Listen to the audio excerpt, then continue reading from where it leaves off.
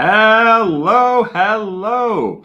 Happy St. Patrick's Day, La Hela Padrig Sonaduiv, and just a good morning to all of you. It is good to be here on the YouTube. My name is Ed, and I see we already have a bunch of people waiting in the chat. That's awesome. That's fantastic. Thank you all for stopping by. Kilko, what's up, my man? Good to see ya. La Print, you're working? I know.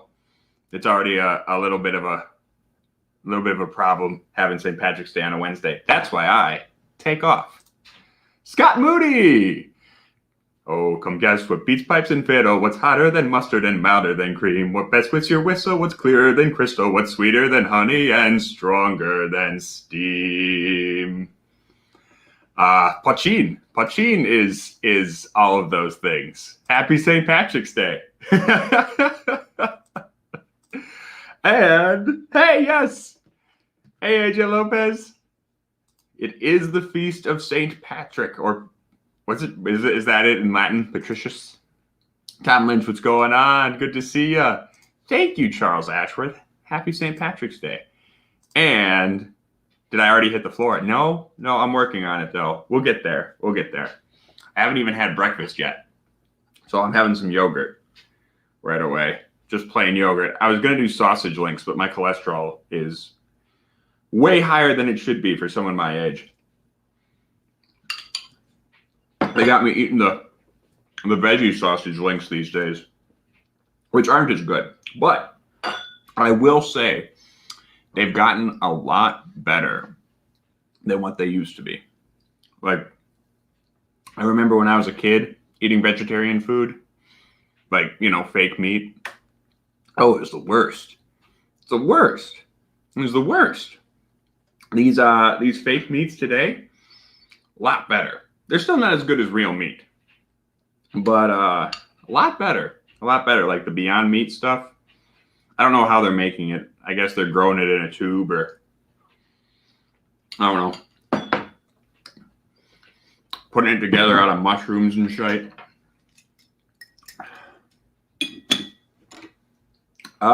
Yeah, so he would have gone by Patricius. Yeah, that makes sense. Yeah, he was from Wales, most likely, we think. Probably. Hey,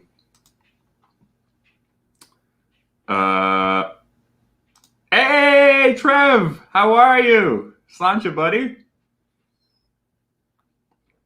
Yeah, probably not. Well, that's why I'm starting with Guinness. We're starting with Guinness. Guinness is a breakfast food. Wake up and smell the Guinness. It's basically coffee. It's Soylent, yeah. And that's essentially like kind of what it is. Hey, Jigwitch! Slancha. Oh, you're stuck at work. Sorry about that. Well, glad you can join us, at least listening in. That's awesome. Yeah. It's not even tofu anymore. It's not even tofu though. It's some sort of weird, freaky, what do you call it? What is even that? It's like they take mushrooms, right? And then they like extract the protein from them, and then they make sheets of it, and then they turn it into like meatballs and crap. I don't know how it works. But I don't know. Like I say, it's definitely not as good as meat, but I gotta cut down on my red meat consumption. I am not healthy. Well, I'm healthy enough, except in the cholesterol. The cholesterol is a problem. No, this is yogurt. It's just plain yogurt. Also, Jigwitch, gonna start too, Emily. I got a big bowl of plain yogurt. Because I'm an old man who needs to watch what he eats, apparently. I haven't even hit 30 yet. Hey! Happy St. Patrick's Day! How you doing, Mr. Weddle? Satan? I don't even think it's Satan. I feel like Satan's a... Satan. Satan. Satan's a different thing. Yeah, well, it's a special occasion, right? We can't be. I can't be watching my health all the time. Uh-oh, we got tornadoes over by Trev. Uh-oh. Stay safe. Be careful. Get in the cellar if you need to. Yeah. It's been so long since I've actually had a Guinness. I gotta say. It is. You know, it's funny. I was talking to Erica last night. I was saying Guinness I used to think Guinness was just so big and full flavored. It was so it's like drinking a hamburger, right? It was like drinking a hamburger. And now that I drink so much whiskey, which just has so much flavor and so much alcohol, coming back and drinking Guinness is like, this is nothing. I mean, it's flavorful. Don't get me wrong. It still tastes like coffee and malted barley and that big roasty thing. But yeah. It's after drinking so much whiskey all these past few years, most beers taste very watery. And it's funny because working at the liquor store, there's a lot of beer guys who share beer samples with us, and then I share whiskey samples back. And it is so funny seeing their reactions to the whiskey and being like, because for them 14% is super strong. 14% is like off the board strong, you know. And then we give them, 42%, 46%, and they knock it back and they're like, oh my god.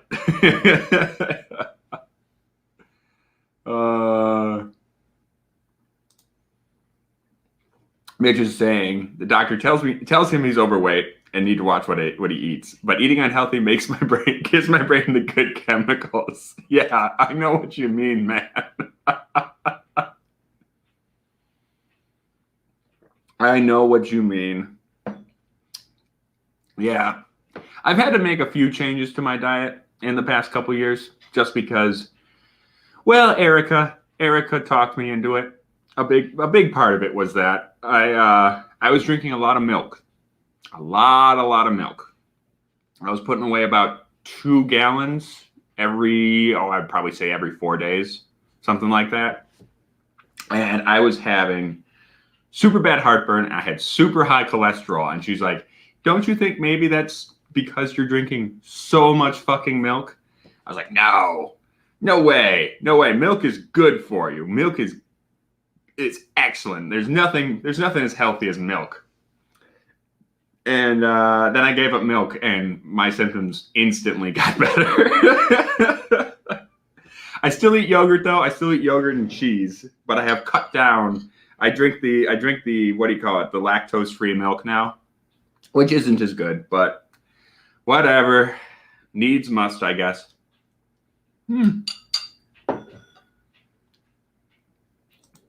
Hey, Jay Lopez is saying, as soon as we're done here, I'm going to go shoot guns and imbibe some Powers Gold and Redbreast 15.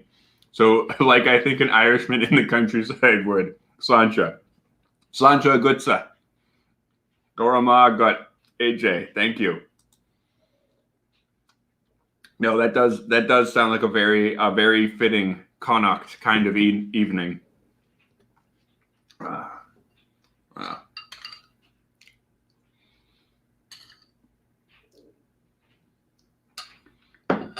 The only thing with eating yogurt on stream is I'm trying not to let it get in my mustache, because that just looks awkward. Having milk all up in your mustache, or yogurt, I mean, while you're on stream, just looks unsanitary.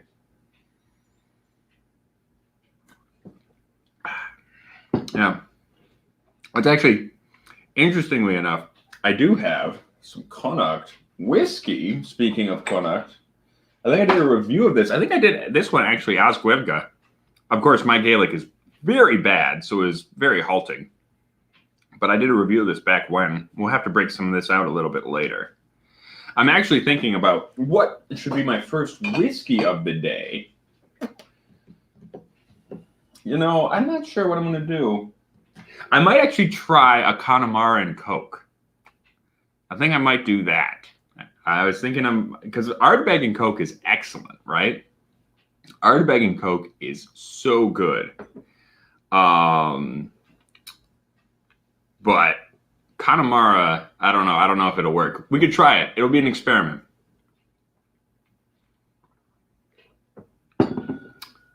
Whiskey Weddle says he used to drink 2 gallons of whole milk a day.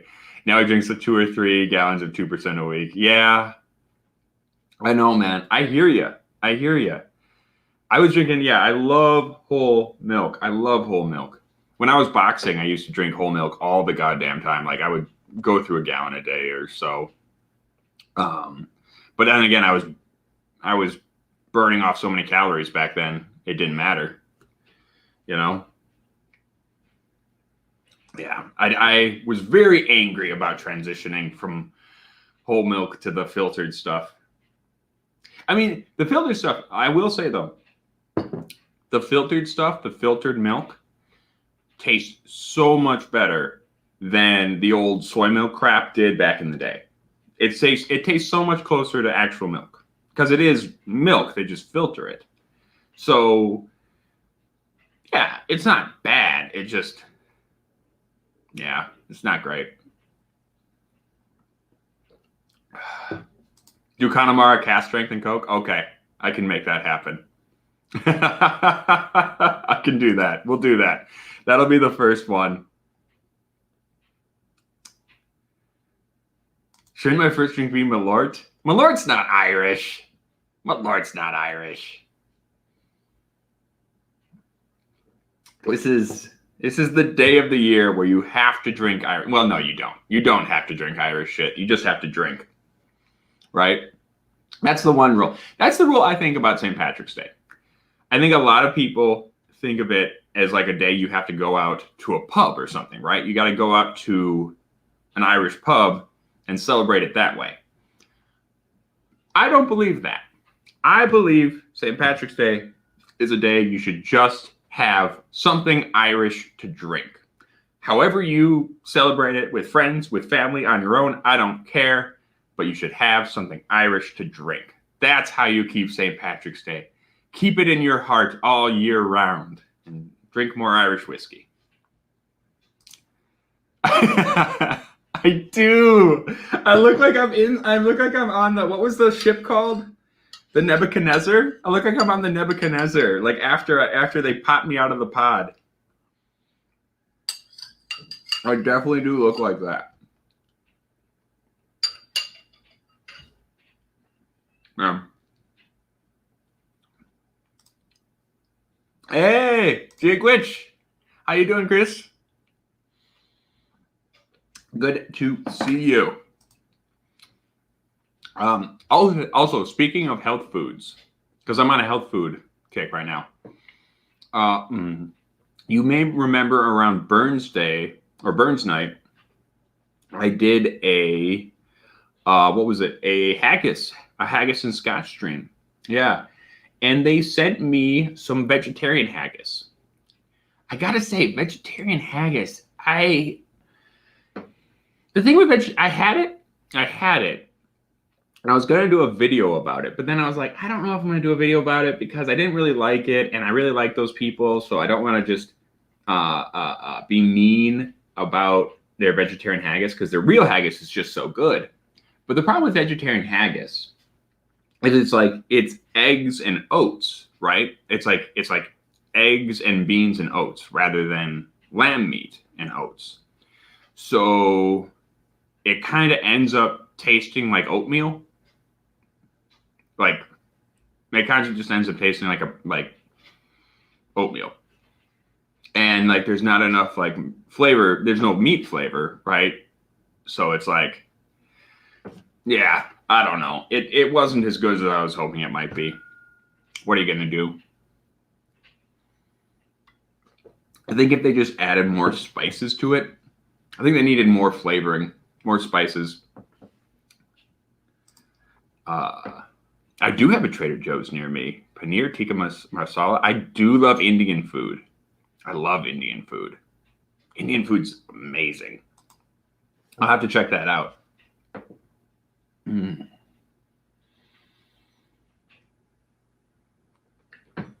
Yeah.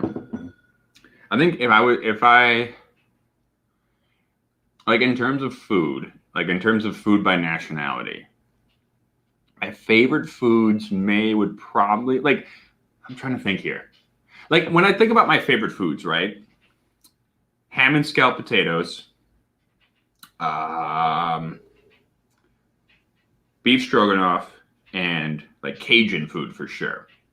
Because those are all the things my parents used to make me. Like that's why my mom would always make ham and scalloped potatoes. The old man would make Cajun food and beef stroganoff. So those are like my favorite foods. But my favorite foods in terms of like nationalities foods, Cajun might still be on top, but like Indian and Mexican are pretty close right after that. Yeah, there you go, Emily. That's the ticket right there. Add chili flakes to all the vegetarian food. Yeah. And that is so true. Like I didn't used to eat a lot of spicy things before I lived with Erica, and Erica has definitely got me on the spice kick. I was such a pansy about spice before living with Erica, and now, man, I put spice on everything. Hot sauce, all the time. Yeah, we really have, haven't we? We really have. Ah, God, I love crawdads. I love crawdads so much, man. They're just so good. That is one thing. Okay, that is one thing about like Irish food and the British Isles food in general. It's generally kind of boring. Like they don't put there's not a lot of spice on there, right? Generally, it's just a brown mound. And I like a good brown mound from time to time. I like shepherd's pie. I love potatoes. I mean, I do. I know that's a ridiculous stereotype, but I fucking love potatoes. Mashed potatoes all day, man. I will eat nothing but mashed potatoes if you give me the opportunity. You know? Which, now that I think about it, I'm sure some of my ancestors had nothing to eat but potatoes. They didn't have an opportunity to eat anything else. Hey, what's up, Cheech? Good to see you.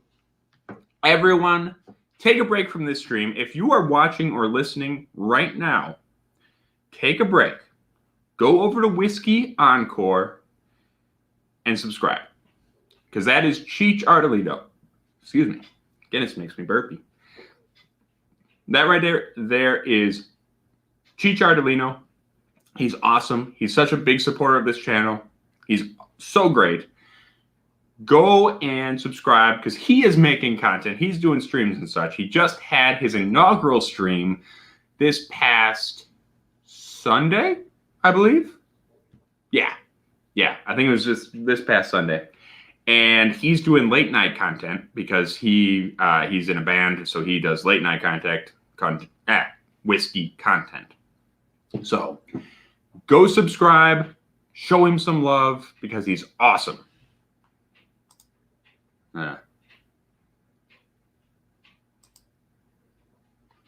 Mitch says the only two things he can handle is spicy chicken and eggs. Everything else he chickens out on. I see what you did there.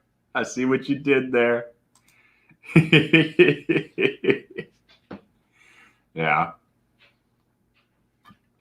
Eggs in particular, though. Eggs in particular, I have started putting a ton of spice on.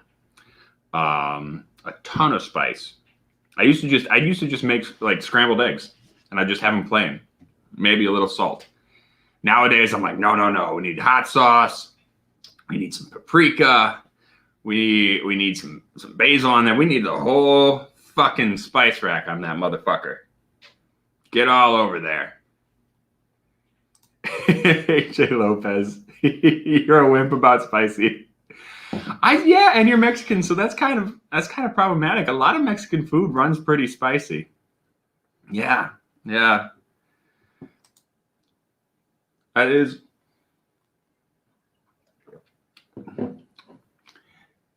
Oh my God, pork canitas. I'm sure I've talked to you guys about how much I love pork. Pork is the best. Pork is just so good. It's so good. I would make a terrible, I would be terrible at being Jewish or Muslim or Rastafarian because I couldn't be Rastafarian.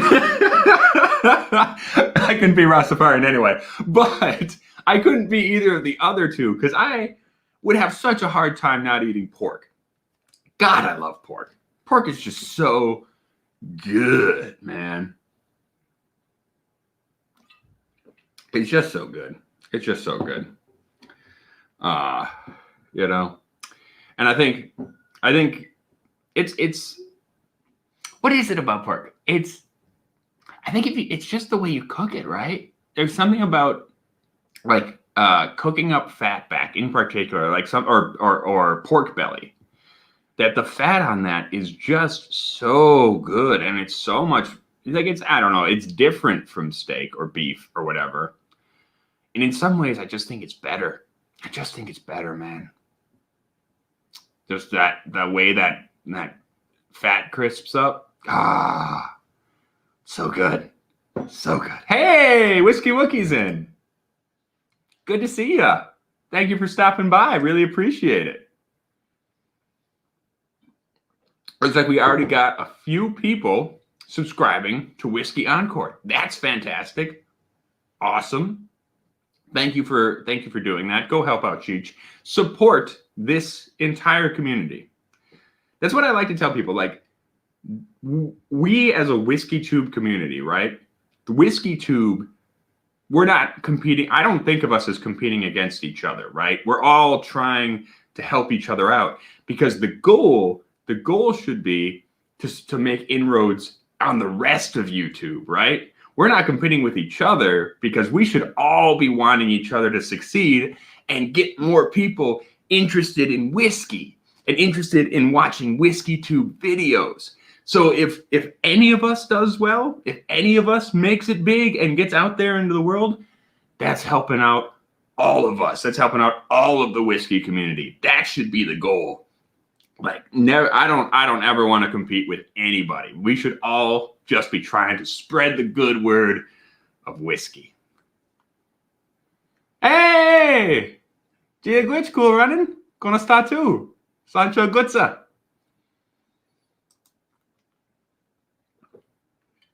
Yeah, no, it's the cholesterol.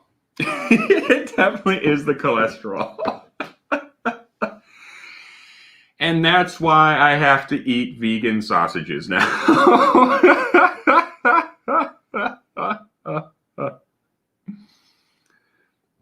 Yeah, man. That's why I have to eat vegan sausages. Because I ate too much goddamn pork.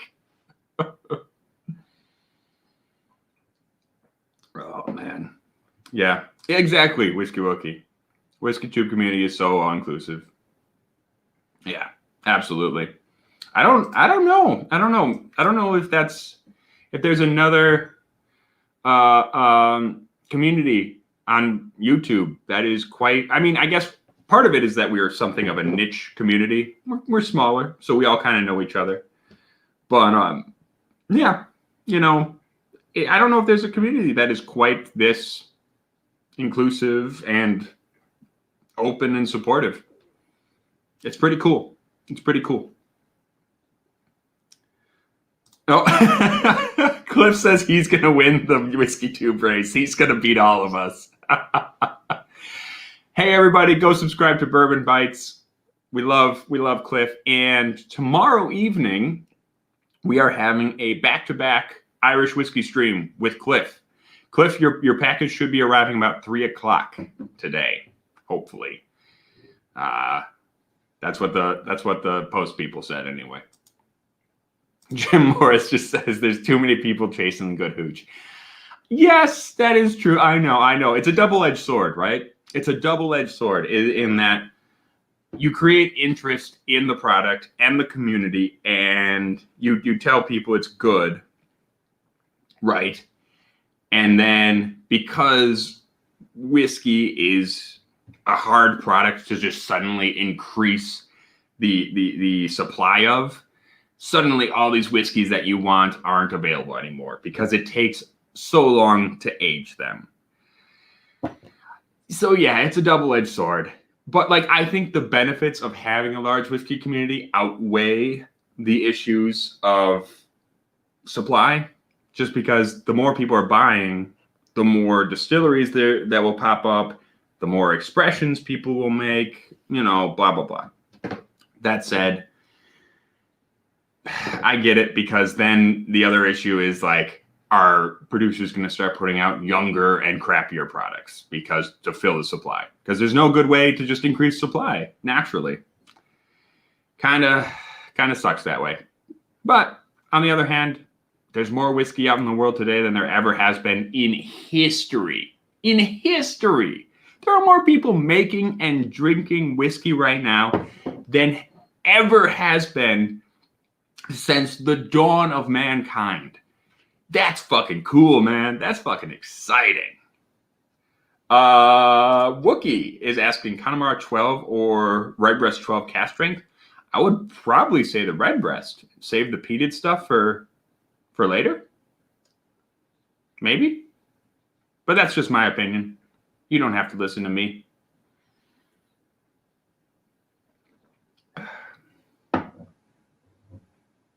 Yeah, me neither. It'll be fun. It'll be fun.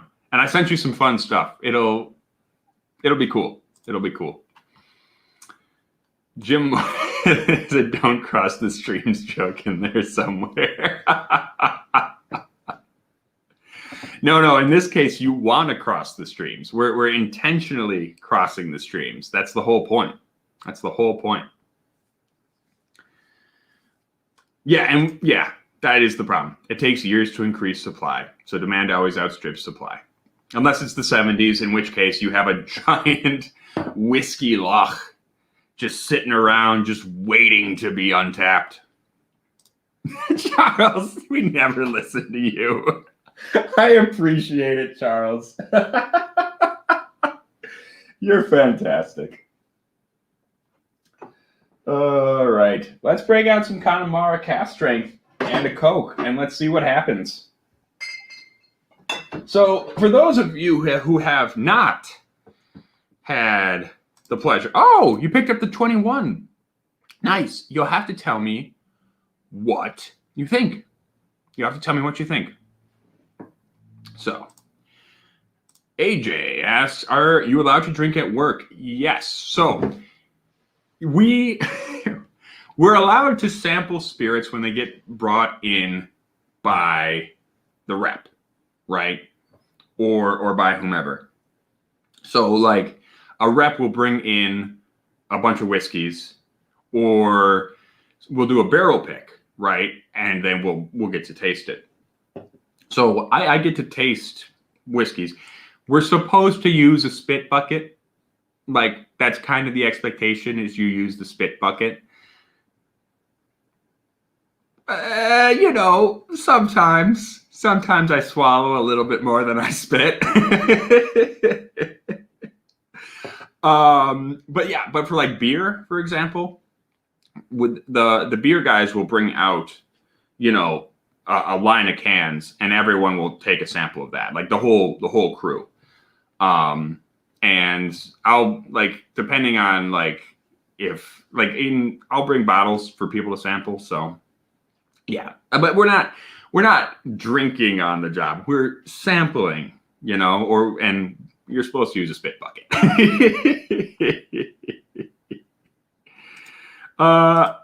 Yes, please. Self-promotion is totally acceptable on this channel. We have no shame about anything. Please self-promote away. Weddle is going to be on Cast Strength tomorrow, just before we go live here. So go check out Cast Strength because Cast Strength is awesome and we love Cast Strength. Angela's mountain face, no spitter. Yeah, kinky. Yeah, I can do both. Also, my kid sister got me these. I don't know if you're gonna be able to see it. Oh yeah, check that out. She got me these cute The Rock Gut Review rocks glasses. So that's what I'm gonna make my Connemara and Coke in. For those of you who haven't had Connemara Cast Strength, this is one of the most petrochemically fucking things on the face of God's green earth. It is ridiculously petrochemically. It's like drinking, I don't know, it's like drinking petrol or diesel mixed with road tarmac. It is so petrochemically. It's like drinking overheated computer parts, like burning plastic mixed with gasoline.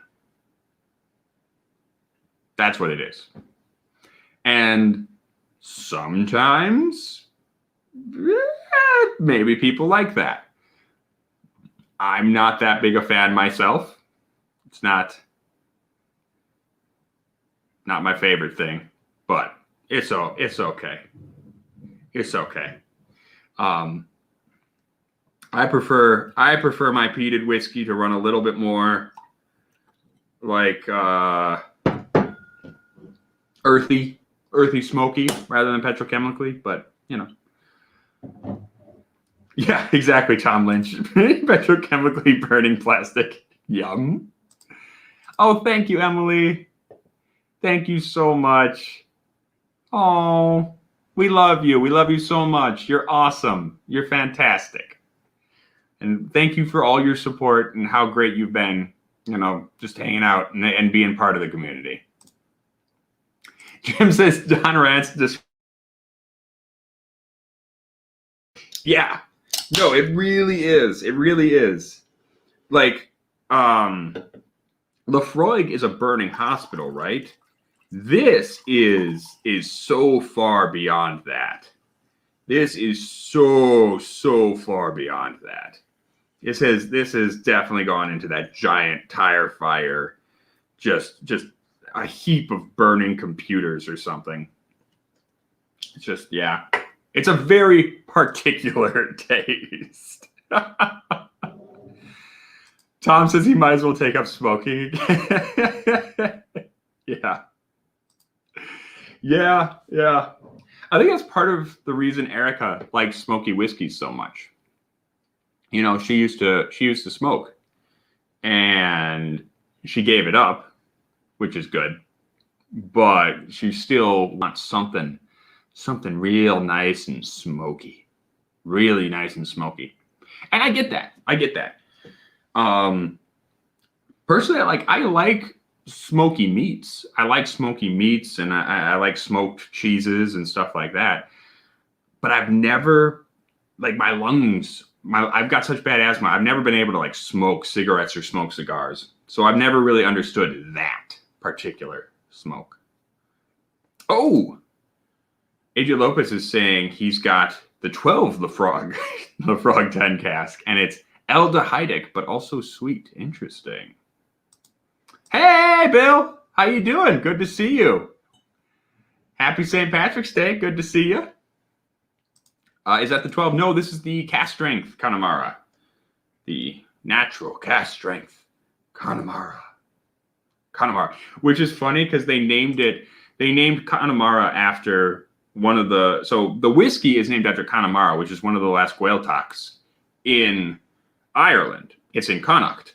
But the distillery itself is on the other side of the island in Cantilou. So... it's just funny because they named it after the Gaeltachts because they wanted to get that imagery of old school Gaelic Ireland, but at the same time is we're not anywhere near there. But Ireland's small, so it's all kind of near there. Oh, there we go. Emily Chambers. Go set a reminder for Whiskey Weddle at that link. Thank you, Emily. Appreciate you. You're awesome. And Ice House. Hello. Happy St. Patty's. Good to have you in.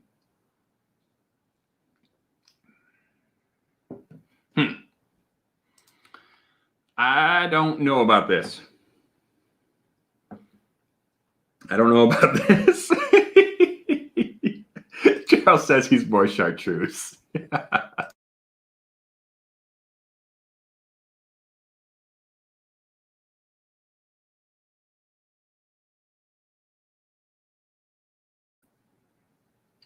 Are we still here?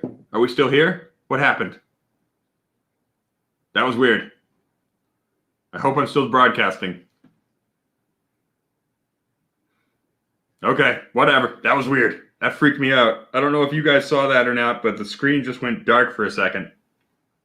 Hopefully I'm still broadcasting. That wasn't even my fault this time. My camera's hooked up correctly. That was StreamYard having a freak out.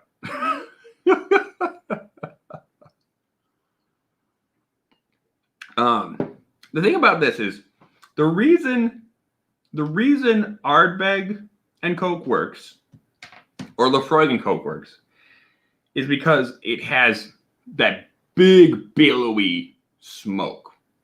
That's why I think it works anyway. Big billowy smoke.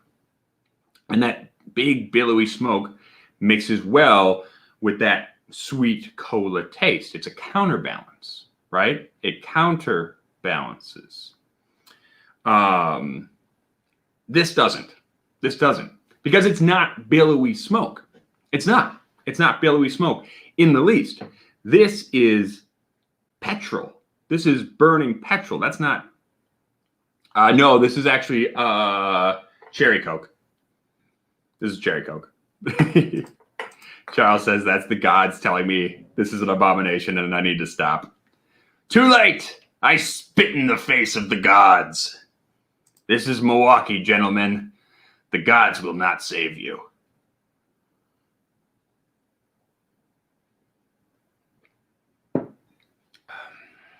It's not bad. It's not bad. It's okay. It's not as good as Ardbeg. It's not as good as Ardbeg and Coke, though.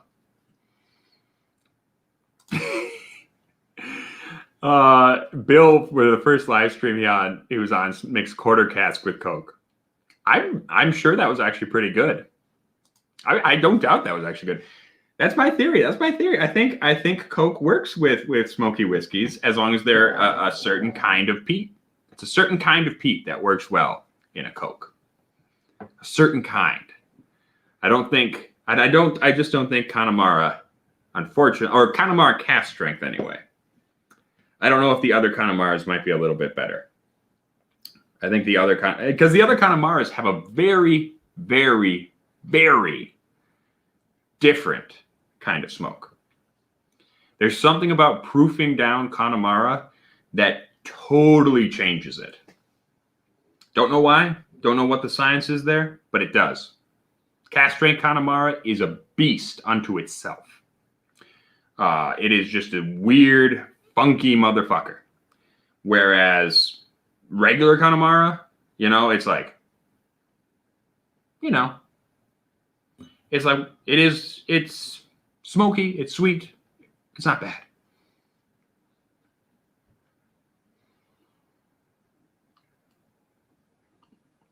Hey, look at this guy, Donald Rance. What's going on, fella? What's the crack?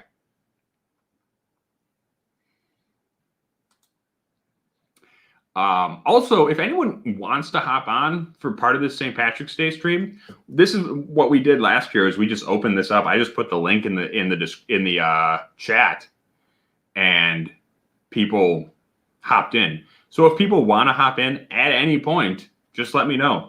I don't give a fuck. Today is just about hanging out and drinking. I have no plan for today. I have no fucking plan for today. Like, if you thought I had a flight of whiskeys I was going to go through, and I was going to talk about Ireland and St. Patrick and history and bullshit. No. I mean, that might happen. That might not. I might just get drunk. We'll find out. We'll find out together, as is the Rot Gut way.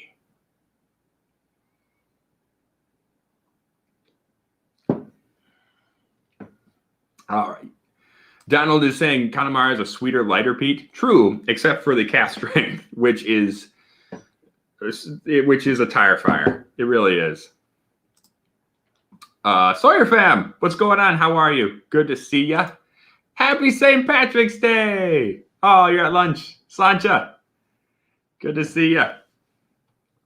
Eric McDaniel. Gia Glitch. Gonna start too. Oh, Bill's up for it. All right, let's do it.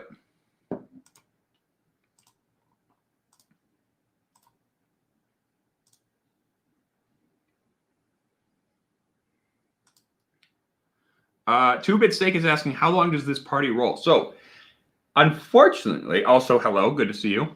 Unfortunately, today I do have a private tasting I was hired to do at 4 o'clock. So, I will probably have to end this around 3 o'clock and take some time to eat and sober up a little bit so that I don't act the complete Mickey when I get on that, when I do that tasting.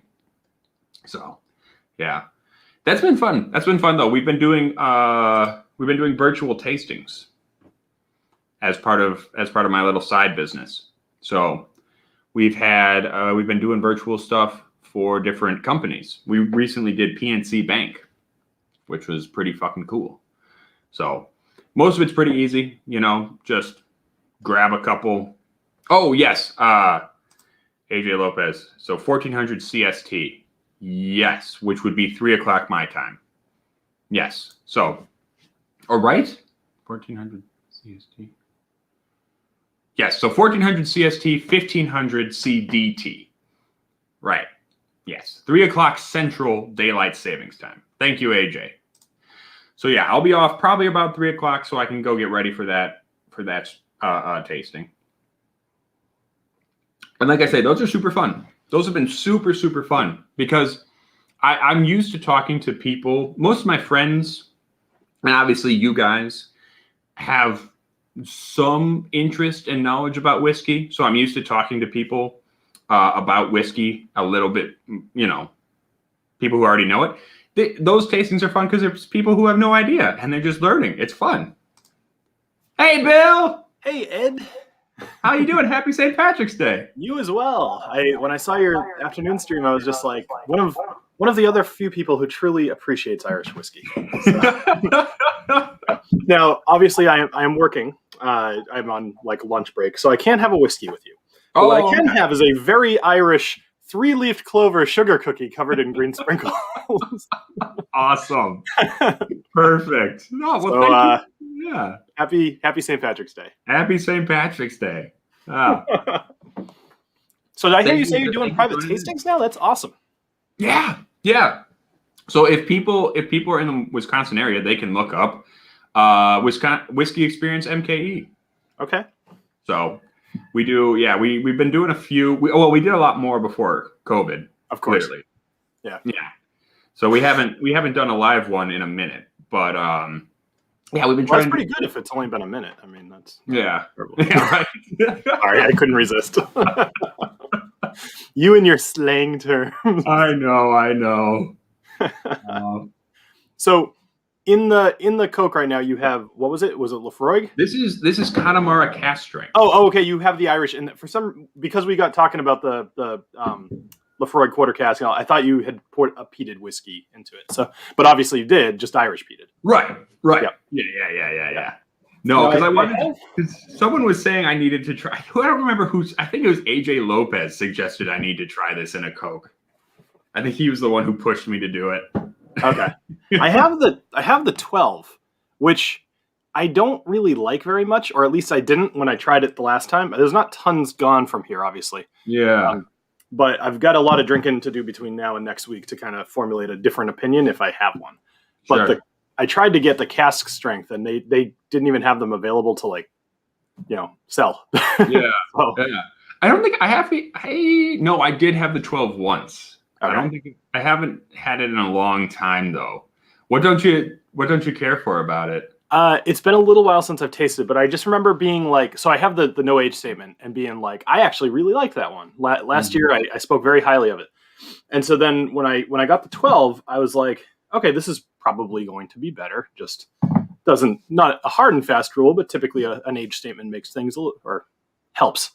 Sure. And let me at least smell it. Like I said, I can't drink, unfortunately, but I mean, it smells fine. It smells like Connemara, so I don't really remember. I think it could have been just disappointment at that it wasn't significantly better. But I remember that there was kind of like, if I'm remembering correctly, kind of this like dirty kind of taste to it that was, I was expecting it to be more refined, I think, at 12 years. Sure. And maybe that's what it was. It may have been a preconception partnered with a letdown. Sure. Oh yeah, no, definitely. I definitely get. It's funny because we actually have a review coming out after this stream. We have a review of Middleton Very Rare. So if you want to see that after the stream, I'll be posting that. Awesome. But there was something Eric and I were talking about how perceptions change, how you think a whiskey is, or how your expectations. Because we were even talking about like how the nose of a whiskey can color like what you want out of the palate. 100%. And that was something we found with that one, we were like, wow, I wish the palate had all this stuff, because this would be a great whiskey, and it probably is a great whiskey, but we're comparing it to its own nose. Yeah. You know what I mean? I totally do. It's something I tend to call out. Like if the nose actually matches the palate, it's usually worth mentioning. But whereas the palate is often probably even better than the nose, just because it's different. It's awful when it's worse. Because you're right. It's like, oh, that smells really good. Oh, yeah. Oh, for sure. For sure. Yeah. Like the check out. I'll be posting the Chateau Leoville Barton. Yeah. So I got this one, and I'm reviewing that tonight, or filming tonight, I should say. And my initial impression was not great. But I think it was, I mean, it's like $100, and I had been looking for it and searching for it for literally years, and then finally got my hands on it, tasted it, and I was like, oh. But my hope is, because I've had it since and I've liked it more. And if you look around at anybody, now I would obviously give my own review, but like if you look at anybody, they all just love it. So similar to Springbank, I'm like, what am I missing here? And which I don't know if you happen to catch the stream the other night when I was on Bobby and Sam's channel, but finally started liking the Springbank. Okay. On stream, I had a sip and I was just like, I finally get it. I suddenly understand. It's the only whiskey I've ever had that other people tend to like that I just was like, I don't get it. You don't, yeah. It just took a while. That's funny. Well, and that's the thing. Which one is it? The Montelena, the Chateau Montelena. I actually like better than the Leoville Barton. And it seems like everybody disagrees with me. I think I will probably be the first one to agree with you then. I like the Chateau Montelena a lot. And actually, I did like a little tasting here. I walked not a bunch. Like there's two families that we hang out with during Corona, right? We all follow similar protocols, whatever. So the two guys, I had them over for a spot whiskey tasting, and I walked them through the whole range. It was kind of nice because neither one of them liked the red spot, which is also kind of what I feel. The yellow spot they liked a lot. The Chateau Montelena they liked a lot. And ultimately they were just like, we think we like the green spot the most. Just the regular green spot. Sure. I was like, that's totally fair. Like it's a very good whiskey. Eli Cook, what's up? Go to my good. Thank you. David, go to start too. My man over there in the Emerald Isle. But yeah, no, I will say, I think the red spot, when I had it, I was like, okay, this was what everybody was so excited for. Like, it's not bad. It's not bad, but I don't get it necessarily. Yeah. And then like Chateau Montelena is awesome. Green Spot is awesome. Mm-hmm. And I think the only reason I think I like Green Spot a little bit better than yellow is just because Green Spot has this cool like coconut note Okay. that I didn't get on yellow. And that's the only, yeah.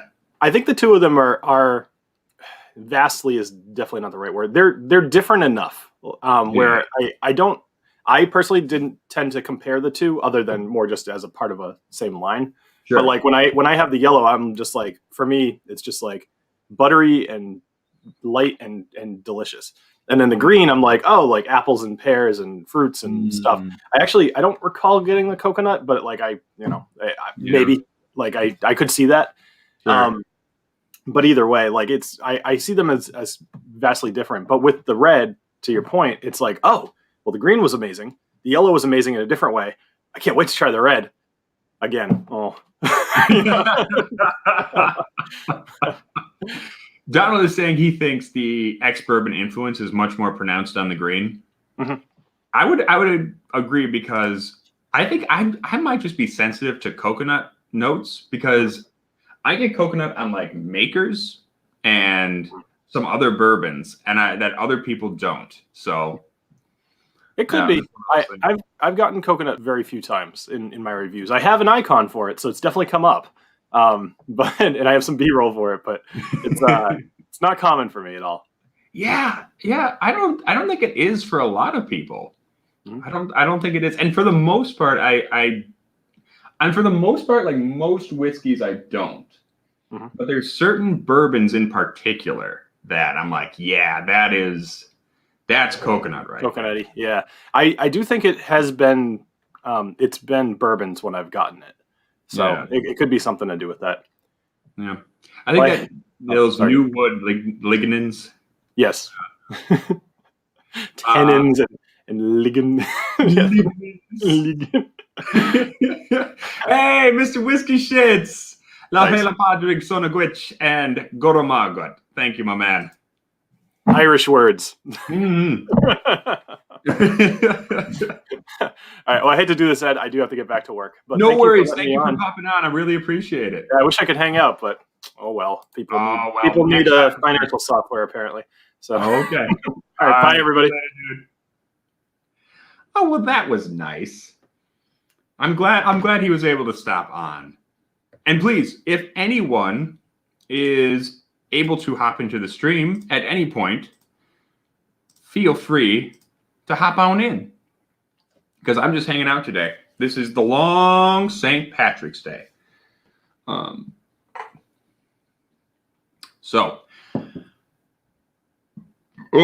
This Coke is making me burpy. That's the nice thing I will say about drinking whiskey, is you don't have to worry about carbonation. Carbonation is, I mean, I get it. People like it because it makes it crisp, right? It makes it crisp and bubbly. But for me, it always just makes me burpy. It always just makes me burpy. And you don't have to worry about that with whiskey. Although I understand there is I can't remember what it's called, but it's an old school English way of serving beer where it's actually a little tankard. It's like a little barrel, and you actually have to pump the beer out because it's not carbonated. It's not artificially carbonated. The carbonation is just whatever's already in the beer. So you have to pump it out. And the carbonation is a lot less on that kind of beer because you're not pumping carbonation into it, which I think is cool. And I would love to try that sometime. AJ Lopez is asking my thoughts on the Dropkick Murphys. I know you're Boston Irish. I'm not Boston Irish.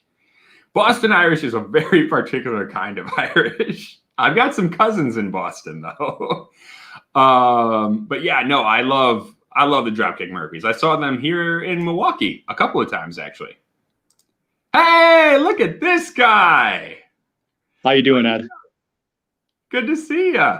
Hey, good to see you, too. It's my first time, so I just figured I'd just pop in and say hi. Absolutely. That's awesome. Yeah, thank you for coming on. Is this your first time on a stream? Yeah, it is. I did not get onto the stream with Bobby and Sam months back when they offered it. I was just busy, so I just figured shoot, I'm at work. I got a second. I'll just say hi. Awesome. Well, thank you for coming on, dude. That's fantastic. How's your St. Patrick's Day going? Good so far. Been busy with work. I'm an attorney, so I got a spare minute, but just writing briefs. Got to stare at the computer, so I get to stare at you while I do that too. Hey! Well, I'm sorry that you have to stare at this ugly mug. I know. Where's Erica? Erica is at the gym right now. I got her to say that she would at least make a guest appearance at some point today. Well, I'll be watching. Okay. Sounds like a plan. So you're drinking Connemara right now, you said? This is Connemara and Coke. Yes. AJ Lopez talked me into drinking Connemara and Coke. Well, So, Ohio sucks at having a good selection. I really wish they'd have that, plus more Irish stuff in general. But that's on my list to get somewhere. yeah. Well, and it's a very particular taste. Like this, and there's another one like this if you see it around. The Matsui from Japan. Mm-hmm. If you find out you like that super petrochemically taste, you're gonna love this. If you don't, it's gonna be a hard bottle to get through. Gotcha. Yeah. I've not had a Japanese whiskey yet. That is, Oh, really? I've never had. So Oh. I've been strictly bourbon, Irish, Scotch. I got to get somewhere where I can get those too. Yeah. I do think with a lot of Japanese whiskey, they're kind of overrated or a little sketchy, for sure. Hold on. But you can go if you got to work, man. Don't feel obligated. No, I got to take a call. So yeah, I got to take a call. But I just want to say hi to everybody. Thanks for having me on, and happy St. Patrick's Day. Happy St. Patrick's Day. Thanks for coming on, man. Hey, take care. Take care. Bye. Well, that was nice. Yeah, not Boston Irish. Yeah. Mass holes, as we call them. Nice of him to pop on. That's fun. Oh, man. That Connemara hit me. I can feel it in my head area now. That cast strength is no joke. 57.9%. So what is that? 15.6 proof? That's healthy. That is a healthy little bit of whiskey. Although I'm not sure. Actually, it is more palatable drinking it with Coke, I gotta say. Hey, look at this guy. What's up, Yoda? Happy St. Patrick's Day. Happy St. Patrick's Day. What's going on with you, man? Nothing. I'm off for the whole week, so I just decided to pull most of my Irish whiskey out of the closet and, drink Irish whiskey for the week. Fantastic. Yep. What are you drinking right now? The Method and Madness Wild Cherrywood Pot Still. Oh, how is that? It is very different. It's really floral and herbal and savory. Like you get savory herbs in this. Interesting. It is very interesting. Weird. Yep. I don't know if maybe once or twice, but I don't think I've ever gotten like really savory whiskey. Yeah. Yeah. I guess that's not really a note I think of as finding a lot in whiskey, sweet, fruity, obviously bitter or spicy, tannic, stuff like that, but not savory in particular. Yeah. It really is an outlier, and I guess hence the whole name, Method and Madness, right? Right. Experimentation. Yeah. Yep. And I was actually I was on Celtic Whiskey Shop the other day going through all of their options and thinking about what I wanted to buy. Because I haven't seen Method and Madness at all anywhere like in regular stores. I know it's in some states because folks have been buying like the chestnut finished pot still, the single malt and the single grain. Yeah. So Yeah. Yep, the chestnut single malt or chestnut single pot still is delicious stuff. Nice. Yep. I do love that Irish distillers get to play with all these kinds of wood. Yeah, they have Awesome. I think an Ireland exclusive one in acacia wood now, Method and Madness, and then Teeling's also doing an acacia cask too. Yeah. Yeah, I know because Bushmills was the first one to do that with the acacia. I think so. Yeah. Back a little while ago. Yep. Whiskey Wookie's asking, what Celtic whiskey shop? What is this we speak of? It's a website here. Let's see if I can. I'll throw the link up real quick. Yep. Because it's a great fucking website for It buying is. Irish whiskey. Yep. And the nice thing is they ship, I think, pretty much everywhere in the States that I know of. Oh no worries. I didn't hear an echo. I don't know if anyone else heard one, but yeah, but I'm pretty sure they ship pretty much everywhere in the States. I don't know about Canada. No. But they have just about the best selection of Irish whiskey, period. Yep. And they even have stuff like they'll release stuff they have will come out on like distillery date, Irish distillery date, rather than like American distribution date. So you can get shit, way ahead of time. Yep. Uh-oh, it was me? Do I have an echo? Y'all gotta tell me if I have an echo, because that would be embarrassing. No, I don't hear an echo. Okay. Oh no! They're not shipping to the US at the moment because of fucking Brexit. God damn it. Fucking Brexit. Sons of bitches. You English fuckers gotta get your shit together so I can get my whiskey. Come on. Oh. Man. Yeah. I mean, what a total disaster. Yeah. Listen, the Rock Gut Review is not a sectarian channel. We support all peoples and all communities. However, fucking Brexit.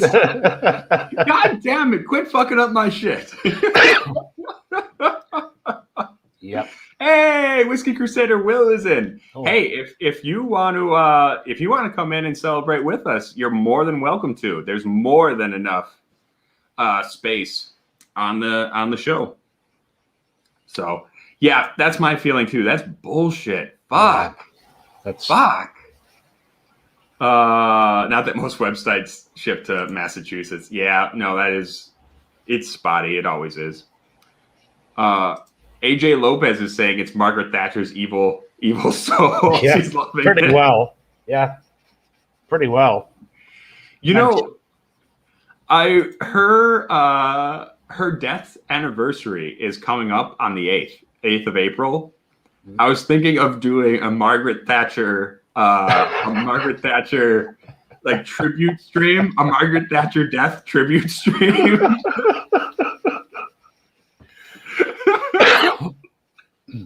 Oh, that's like we could make a bunch of cocktails inspired by her. yeah. Just would have to be very smoky or very bitter, I would imagine. Yeah. Yeah. I feel like just gin and Malort, maybe. Just half gin, half Malort. Half gin, or try, gin, Malort, and Ardbeg and see what happens. Was Thatcher pro-EU? Oh, that's weird. I would have never thought that she was pro-EU. Mostly because she was the devil in every other aspect. Yeah, I mean, one half of my family would think she's, a patron saint of all things, and then the other half just revile her and the poll tax and everything. So. Oh, sure. Yeah. Yeah, there was a funny meme I saw recently. You know what? What should I drink? Donald, help me pick. Help me pick something. You know what? After the Connemara, go with the Redbreast Lustau. All right, let's do it. But no, there was a funny AJ Lopez just says fucking do it. All right. I've never backed down from a bad idea before. But there was a funny meme I saw recently where it was like the Don Draper thing, where it's like Irish unionists to the British government. I love you. I don't think of you at all.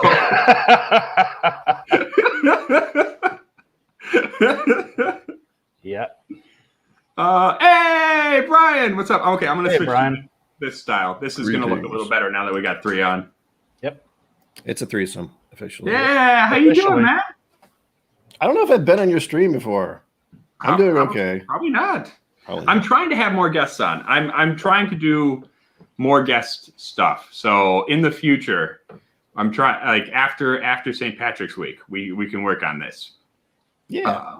Because I think I've got Trev coming on in early April, and something else. I've got a couple people, so we can definitely make this happen. I've been very lazy about reaching out to people. I'm terrible at communication. Yeah, me too. I've had people ask to be on my channel. I'm like, I'm a much better guest than I am a host because dealing with people is not my strong suit. I have a Guinness to start with, if anyone's wondering. There you nice. go. There you go. Then I'll just pour this in because I haven't had it in ages. And it's just been sitting there on my shelf for like months. Wow. Yep. No, actually, and Donald, you'll get a kick out of this because we're gonna do a me and Erica for Friday. I think we're gonna do a Bushmills Jameson stream. So I wanted to make sure that we had the flag ready for the background. But because this is a non-sectarian show and we're all about equal representation, I've also got Oh boy. so Yeah.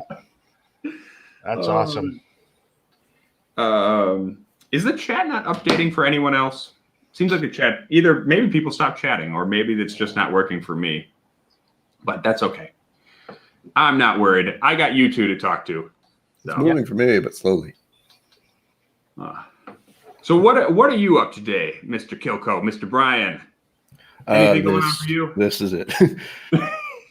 I thought about doing a stream today, and I was like, well, someone's going to do a stream, and I saw your thing last night. I was like, oh, good, because I don't know if I want to do that. But also, I have this thing in my head where it's like, well, I don't want to drink alone, so now I'm not. Yep. No, for sure. Okay, no, the stream just cut back in for me. Yep. David, I know. David, I am well aware that is the flag of the Ulster province. I understand. My ma would kill me if I brought in an Ulster banner, okay? So we're going with the Ulster province flag. That's my compromise. Yep. Yeah, sensible one. Okay, so everyone's just quiet. Okay, we're good. I was scared for a second. Yes, we are, Co-op. It's St. Patrick's Day. It's St. Patrick's Day, and as long as you got the day off, you might as well drink. Yep. So, yeah. I love Redbreast Lustau so much. Yep. God, it's just so good. Yeah, that and the 15 are my two favorites of the range. You know, and I know you know my opinion on the 15, Donald. You've heard it a million times. Yep. But I think the Lustau is, for me, I don't know, cask strength or Lustau probably are my two big ones. The newer cask strengths are like the 2019s and later. Not that great. No? No, I I am not a big fan of them at all. The 2019s before they did the rebrand and everything, much better. Huh. Yeah, I reviewed this one today. Like this was like the St. Patrick's Day review thing. It was not what I expected. It was like my memory of it was so much better, and that was the older version. And I tried this. I'm like, no, this is a different thing. It the heck? is. It's still good, but it's not what I remember it being. Yeah. It sucks. Yeah. They've kind of lost that sweet sherry richness that they're known for. And now, I mean, you get flavors like almost like tannic grapefruit and things in it sometimes. And I'm just like, no, I'm not a fan of them at all. Yeah. I think I've got one of the new ones over here. And I wasn't really getting that. I don't know which one this is. I think I have batch 1 2019. Let me see. Oh, also, I wanted to pick your brain. What do you think of the new small batch? I know I think it's like a 9-year whiskey, that one. And they use the same. Uh-oh. Don froze. He'll get back to us. In the meantime, I'm going to check. It's a live stream. Pause there. He's back. Yep. He's moving. Oh. I don't know what happened there. Internet hiccup.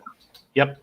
No, I was just saying they use the same process in the small batches they do for vatting, like in the Lustau. Mm-hmm. But the Lustau, they finish it for up to a year to 2 years, whereas the small batch, I think it was 10 weeks. Yeah, and that's kind of what I know Erica liked about it, was that it was low on the sherry influence. Like, it was way heavier on the ex-bourbon. Mm-hmm. That's what she really liked about it.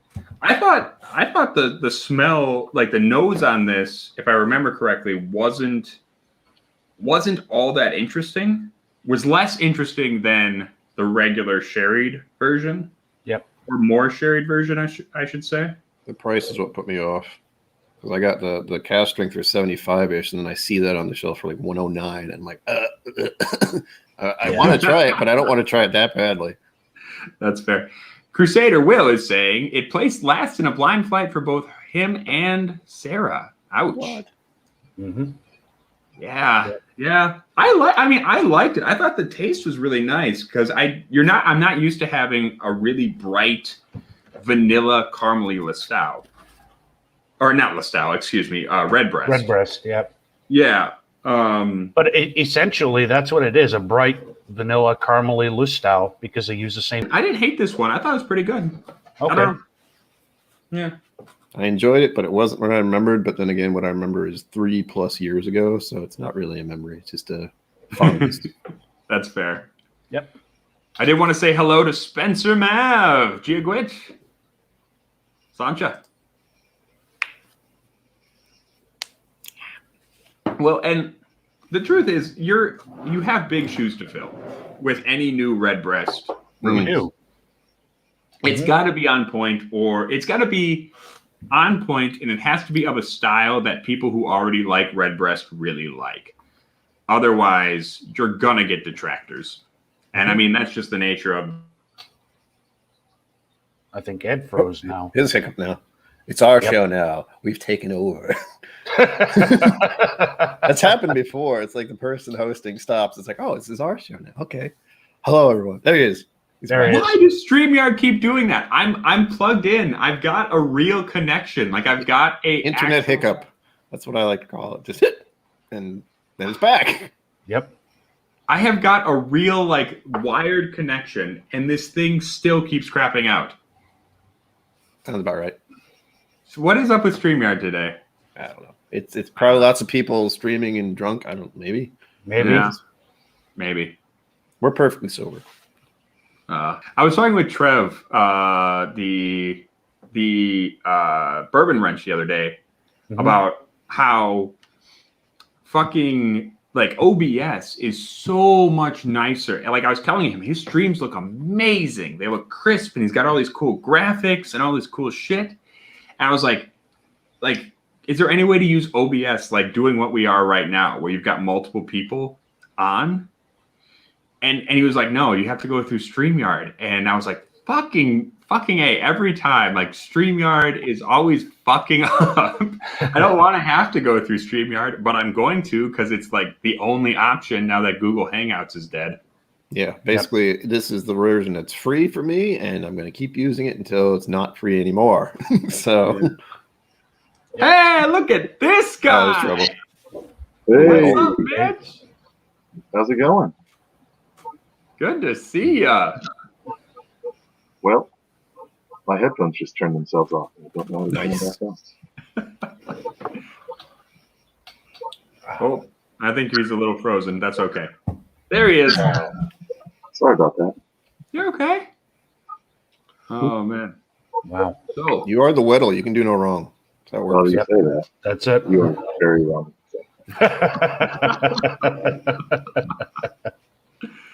you drinking anything fun right now?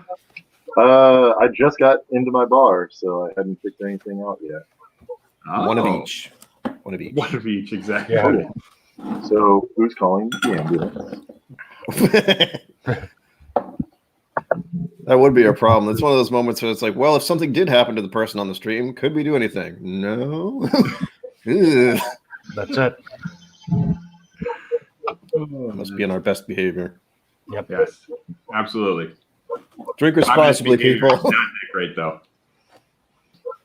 Mm. Oh man. Yeah. Jim Morris is saying drunk at 1:18, which is 12:18 my time. Then But you it is realize- St. Patrick's Day. You can get away with it today. Yep. Mhm. One of- Yeah. Oh, nice. Yeah. I want it. Give it now. Give it. Here we go. All right, you There we ready? go. Oh, I got it. If only. Here you go. Just suddenly have a glass of it. That'd be amazing. Hey, Will, thanks for stopping by, and Bye, we'll Will. see you soon if you come on back. So, Sancha. Take it easy, man.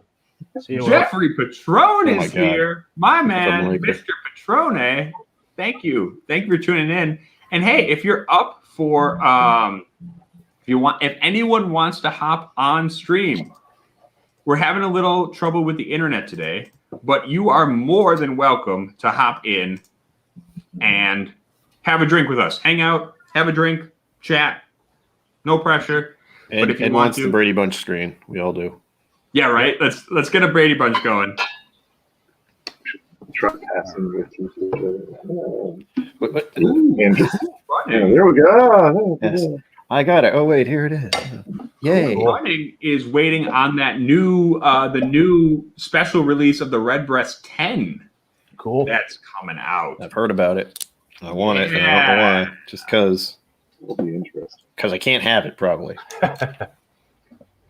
So You're gonna have to report back and let us know what's going on, how that is, Cool Running. Appreciate it. So have you had anything from the Powers Court Distillery, Ed? Powers, sure. Powers Court. No, I don't think I have. So basically, the former head distiller at Cooley is now their head distiller, Noel Sweeney, Yeah. and they produce this line called For Cullen, and right now it's sourced Cooley. Holy mother of God, is this a tropical fruit bomb? I like the Yeah. name. So delicious. Just It's like sounds like someone's swearing, but they're just so plaster that yeah. for crawling. You drink enough of this, and you will be, and it's easy to do. Yes, you'll be for cullen. That's what. Yeah. That's what that word is. Well, I would love to try that, but I was thinking about this the other day because, Will just left, but I was thinking about they had what was his name, Donald Gallagher from Glendalough on, Yep. and they were talking about how Irish whiskey tends to like just have those massive tropical fruits when you age it in first fill bourbon. Yeah. Like it's crazy just how like big and just pineapple-y, like a King's Hawaiian roll it almost is. Yep. Yep. Creek Grove. I wanted to promote this thing. I was pleasantly surprised by the Sexton on the past 4 days when I did a couple reviews of Irish stuff leading up to today. But I Okay. was surprised. This is actually really good for me. And I found out what a Sexton is, which was kind of creepy, but I liked it. The Sexton. Wait, no. If you Google Sexton, like depending Yes. on where you put the space, you might get Yeah. some interesting. Like prices some over weird there. shit. When I looked it up, I was like, wait, what? Not what I was looking for, but now I'm intrigued. And it has a the main thing I talked about was it has a female distiller, which I don't know how many of those there are in Ireland. That was a big surprise for me. Yep. There's more and more these days. I mean, I hope so. I hope there's a million. yeah, because who just took over at Balvenie? A young woman just took over as distiller. I'm pretty sure. Well, that's not in Ireland, obviously, but God, I can't remember. I can never remember anything. That's why the That's Google the thing exists. is, so just medically, women should be better at making whiskey than men. They just have Yes. better noses, better palates, just statistically than men. So the fact that they don't like heavily outweigh male master distillers and master blenders is simply because of sexism. Yeah, Yeah. it's science. No other reason. For some reason, it's been lopsided this whole time. It's like men have dominated the whiskey industry, but women should. This is strange. Why is that a thing? It's almost like men ruin everything. Yes. Yeah. I don't think. Co-op Yes, exactly. whiskey. Wait a Co-op minute. There's whiskey gotta run. four of us on this stream, and oh crap. America's supposed to be on later. Save us. But David is saying it's their blender is a young woman. So thank you, David. I can't remember her name. I'm gonna look that up real quick What? because that's gonna bother me. Bushmills? That's Helen Mulholland is the master blender at Bushmills. Oh, okay. There we go. Sexton is a Bushmills product. So Mhm. yeah. I forget her Oh, name. it's Kelsey McKechnie. Okay. McKechnie, sorry. Kelsey McKechnie is the new apprentice blender at Balvenie. At Balvenie. Okay. That's who it is. Yeah. So, have the horrendous new Powers bottles hit the U.S. yet? I don't Yeah. think so. I haven't seen them. I I saw one yesterday or the day before. I don't Yeah, like the- them. Yeah, they're meh. Yeah, they're good. Just as long as the stuff inside hasn't changed, who cares? Alex Thomas is the Sexton lady. Okay. And I just talked about her recently, so I was like, oh, why? My brain never remembers things. I had to look it up. I'm But I gonna, recorded it, so it's fine. I'm gonna do And a little pour of some 1980s Bushmills right now. Oh, shit. Oh, I Very saw nice. that the other day on Yeah, my whiskey bin. yeah. Dead people are great for whiskey buying. True that.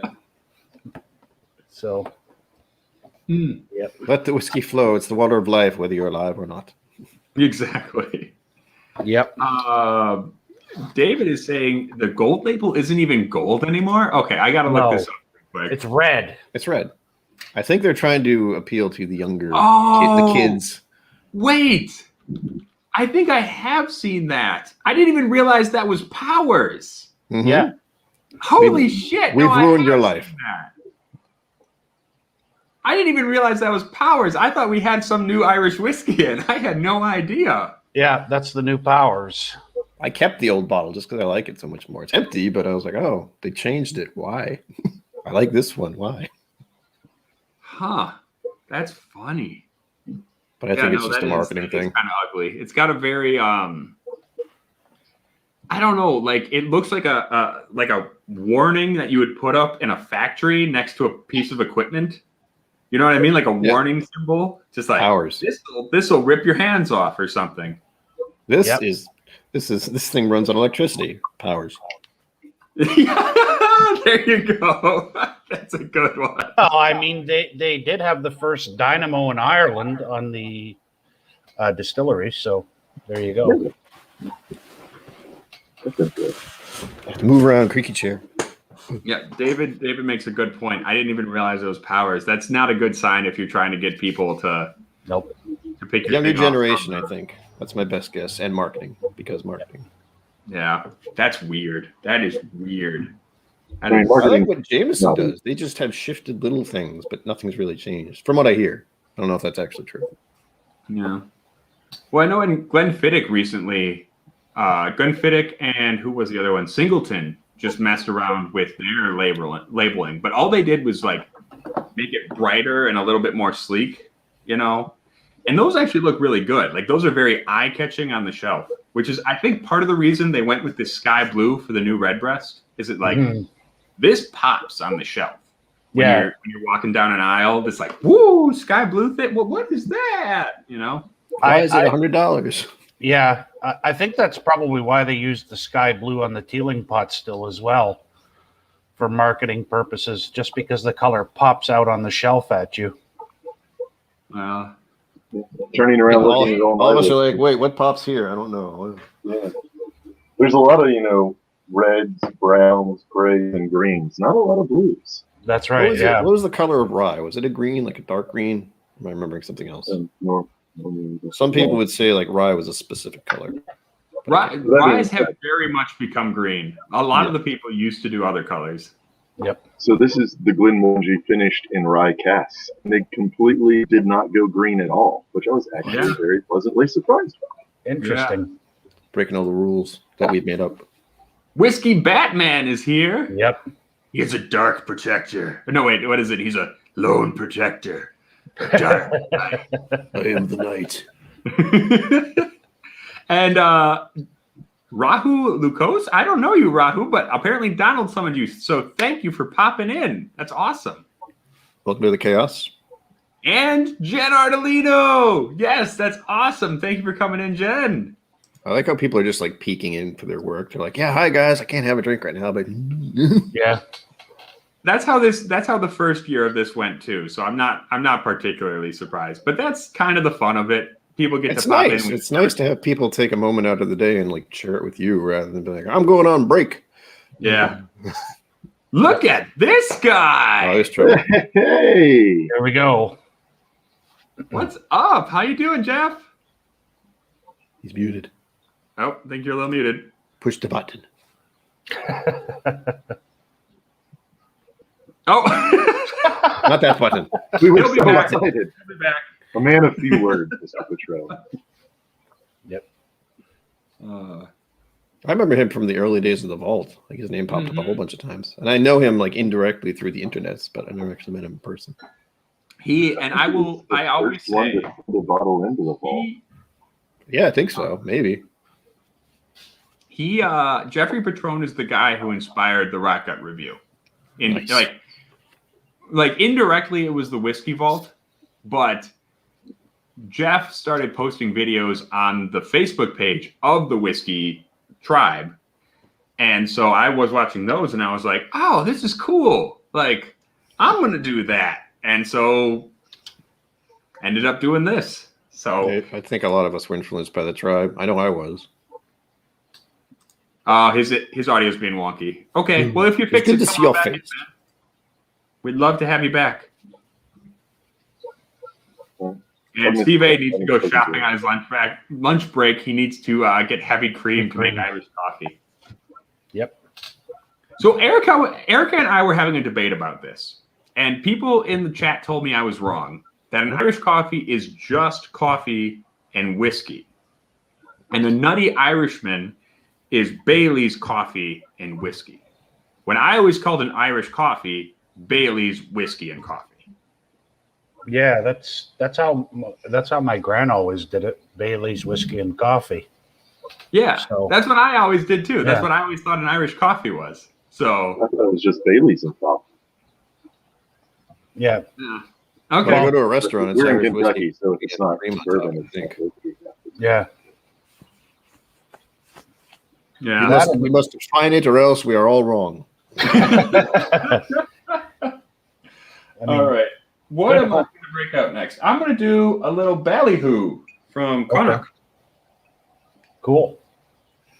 What should I do? I've got too many options right now. Grab whatever's closest. That's what I usually do. Yeah, okay, fine. Grab the Glendalough pot still. I haven't gotten to have that. I think I'm going to have my shop order it in so I can get some. It's actually my favorite of the current new crop of single pot stills. Yeah. Yeah, Nice. I love the fact that they went with virgin Irish oak. Yeah, he was Ooh. talking about that. They've got what is that? Galva or Galva? Yeah. Galva. Jar Galva in there. Yep. Yeah.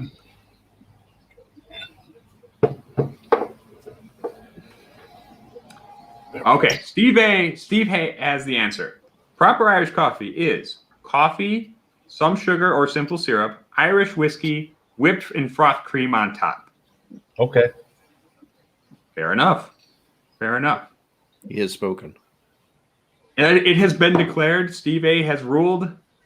That's what it is now. No one can argue.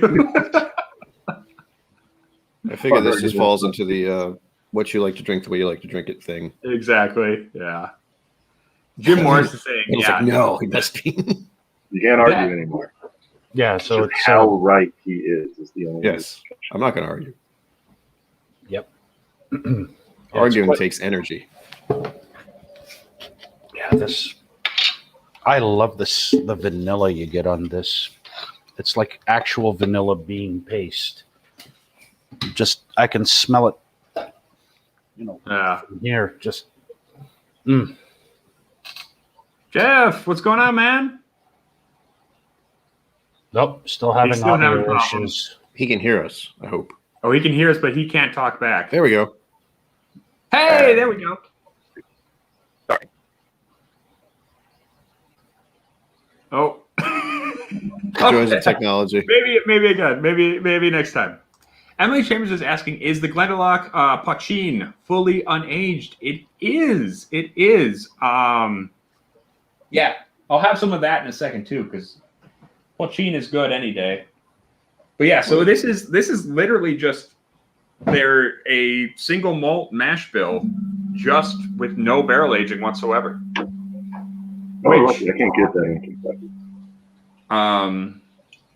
Which is I think is probably the most interesting way to do pochine. But be aware that there are pochines on the market that are made with like sugar beets and whey and potatoes and shit. So those are pochine, but they're definitely not pochine. You know what I mean? They're like, yeah. That's Irish moonshine, pretty much, yeah? Yeah. I mean, it's essentially like Irish. It's weird because up until what was it, 2000 and up until the new file, the new 2012. It's recent, yeah. Yeah. They didn't allow pochine to be made legally, and so pochine was literally just made in the countryside, like in small pot stills, In bathtubs. as a white spirit. But like nowadays, professional pochine is more like standardized malt or grain based. Steve is pointing out potatoes are actually fairly common, and that's true. But like original pochine was made with all malted barley. Mm-hmm. Then when the Irish couldn't get malted barley, they started making it out of whatever the fuck they could get. Yeah. And then now that it's become standardized again, people are making like true malted pochine. So started making it from potatoes, and then there was a famine. No, wait. Doesn't sound right. So, yeah. But yeah, it's not quite Irish vodka because it's not distilled quite as high and it's not filtered. So you do get here, I'm going to pour some. You do actually get quite a bit of like malty, grainy flavor on it. Like if vodka, I don't know, I guess it's kind of like Russian vodka where they don't distill it quite as high as American styles, right? Like there is more grain to it. So it's more like Russian vodka than it is American vodka. Because it actually does have some smell and some taste to it. So, yeah. Yeah, there's only one vodka I actually really like, and it's Zabrowka, the Polish bison grass vodka. Oh, yeah. Yeah. Yeah, I have some of that floating around here somewhere. It might be in the other room. I tell people, like, if you don't like vodka, like if you think vodka doesn't taste like anything, or if it's just bad, like it's just neutral, go get yourself some bison grass vodka. Yeah. Go get yourself some bison grass vodka, some Eastern Bloc distilled vodka. it'll change your fucking mind. I'm waiting for Silly Goose vodka myself.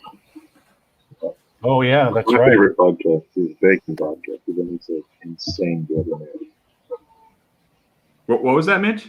And my favorite vodka, I've got bacon vodka, and it makes an Bacon insane vodka. There you go. flavor. Bacon vodka. Okay. I think the only vodka I remember buying is Tito's, and that was just because it was from Texas. I think. Tito's was originally a pot still vodka that got very, very popular. Yeah, it did. Pot still. It was still cheaper. technically, I mean, I think it still technically is pot still, but they're only just like redistilling it in a pot still, so it barely counts. Yeah. They like put it on the label, like it says pot still handcrafted vodka made in Texas, except the truth is they're like shipping in grain neutral spirits that have been made in a column still and then like running it through a pot still once or something. The joys of labeling. Well, we're not lying technically. Yeah, it's Technically, true. that's kind of- It's like the word small batch. Oh, Emily Chambers is Tito's MGP now? Woo. I haven't heard that. Then again, I don't follow vodka that closely, so I wouldn't be They're surprised. if it getting their was. spirits from somewhere. I don't know. I mean, I wouldn't. Yeah, that's entirely possible because they're definitely buying bulk grain neutral spirits. Okay. Yeah. You can't make that much vodka on the size still. No, there's no way in hell, and it would be incredibly inefficient. It's like Okay. That's the reason. yeah, that's like because we had some vodka in at my work where it was like made from California grapes and distilled in a pot still, and I was like, this is like trying to build a house out of a Swiss Army knife.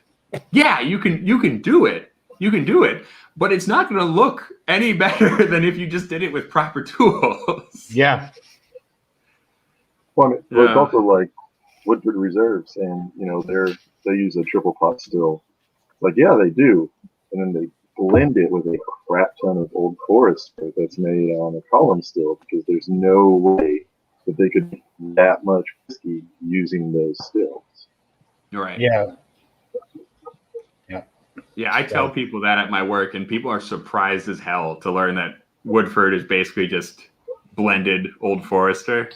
Like Wow. 80-20 sometimes. I've learned something today, and I will forget by tomorrow, but I've learned it right now. It's good to know. Yep. Woodford did something. That's why whenever recently. people are like, I love Woodford. I'm a Woodford guy. I'm like, try this Old Forester for like half as much. Yeah, Right. technically, you're Yep. No, I enjoy the double oak, the Woodford double oak. That's my favorite.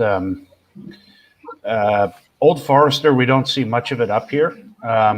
We just got the 1920 a while ago, and I picked up a bottle of it, and it's good stuff. I think we only see, what is it, the Old Forester, like the basic 86 proof. 86 proof, yeah. Mhm. That's usually the only one we see here. a couple days ago. I saw them do a batch proof, Woodford batch proof, whatever that is. So their single barrel program went from all 90 proof to they have 100 proof or cask strength. But the thing about Old Forester, like here in Louisville, it's like a lot of people's well bourbon.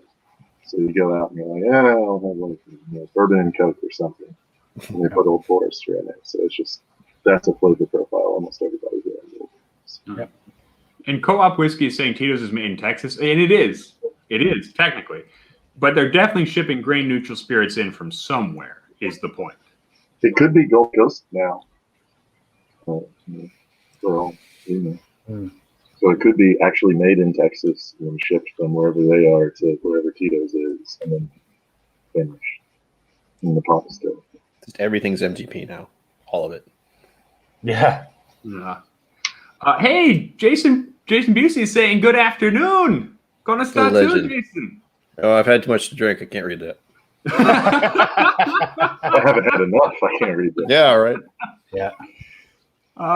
So yes, good to see you. Good to see you. Jigwitch. David Geschke is saying, right. Here's the thing about Irish and triple distillation and double distillation, because in the Irish technical file, it does say that you have to either double distill or triple distill. You can't just single distill, right? Like you can't just single distill. So like you do have to, I don't know exactly what it means for like day-to-day operations, but you do have to distill it in such a way that you can call it double or triple distilled. Mhm. Whether or not, whatever proof that gets you to, you do have to distill it like once or like 2 or 3 times.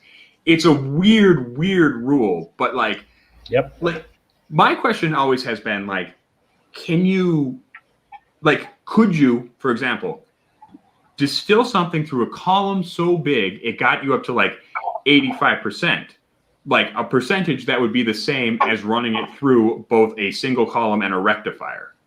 Would that still count as double distilled under Irish law? And I don't know if that's ever been addressed or not. I don't know. Good question. Because like Middleton, especially, everything is so giant at Middleton. I mean, their pot stills are giant, their column stills are giant. And when you can put out, 64 million liters of alcohol a year? I mean, good Lord. Yeah. I don't know. It's a weird thing. Hey, Jeff. Oh, nope. Oh. Shit. Good to see you. Oh, damn. All right, I'm going to grab my last pour for the afternoon because then I have to finish cooking. Okay. Sounds good. Yep. David is saying he thinks because the spirit goes up and down 3 times in the column, they decided it was compliant. So Maybe. no, he's kind of right. Because vodka, when you see like distilled X number of times, they're actually just counting the plates in the columns. Okay. So if they follow the same rules as like vodka in most places, then yeah, Jameson is minimum 3 Right. times distilled. On their column stills, they probably have over 20 plates just because of how tall they are. So their grain whiskey could be like distilled 26 times or something. Yeah. Well, and I was reading some label recently, some new vodka that was coming at the store, and it was saying, "Oh, we're distilled 55 times," and I was like, "That has to have been like the number of plates in your column. There's no way you ran that through 55 times." Yeah. Just, ugh. It sounds like a trend. We've distilled this 1,000 times. Sounds like they're making aviation fuel rather than alcohol, like for consumption. Right? It It's really for does. gasoline. Enjoy. Yeah. Yeah. So I remember there was some country where alcohol had gotten so scarce and the prices were so ridiculous that people started making ersatz moonshine, but they were cutting it with methyl alcohol or something super poisonous.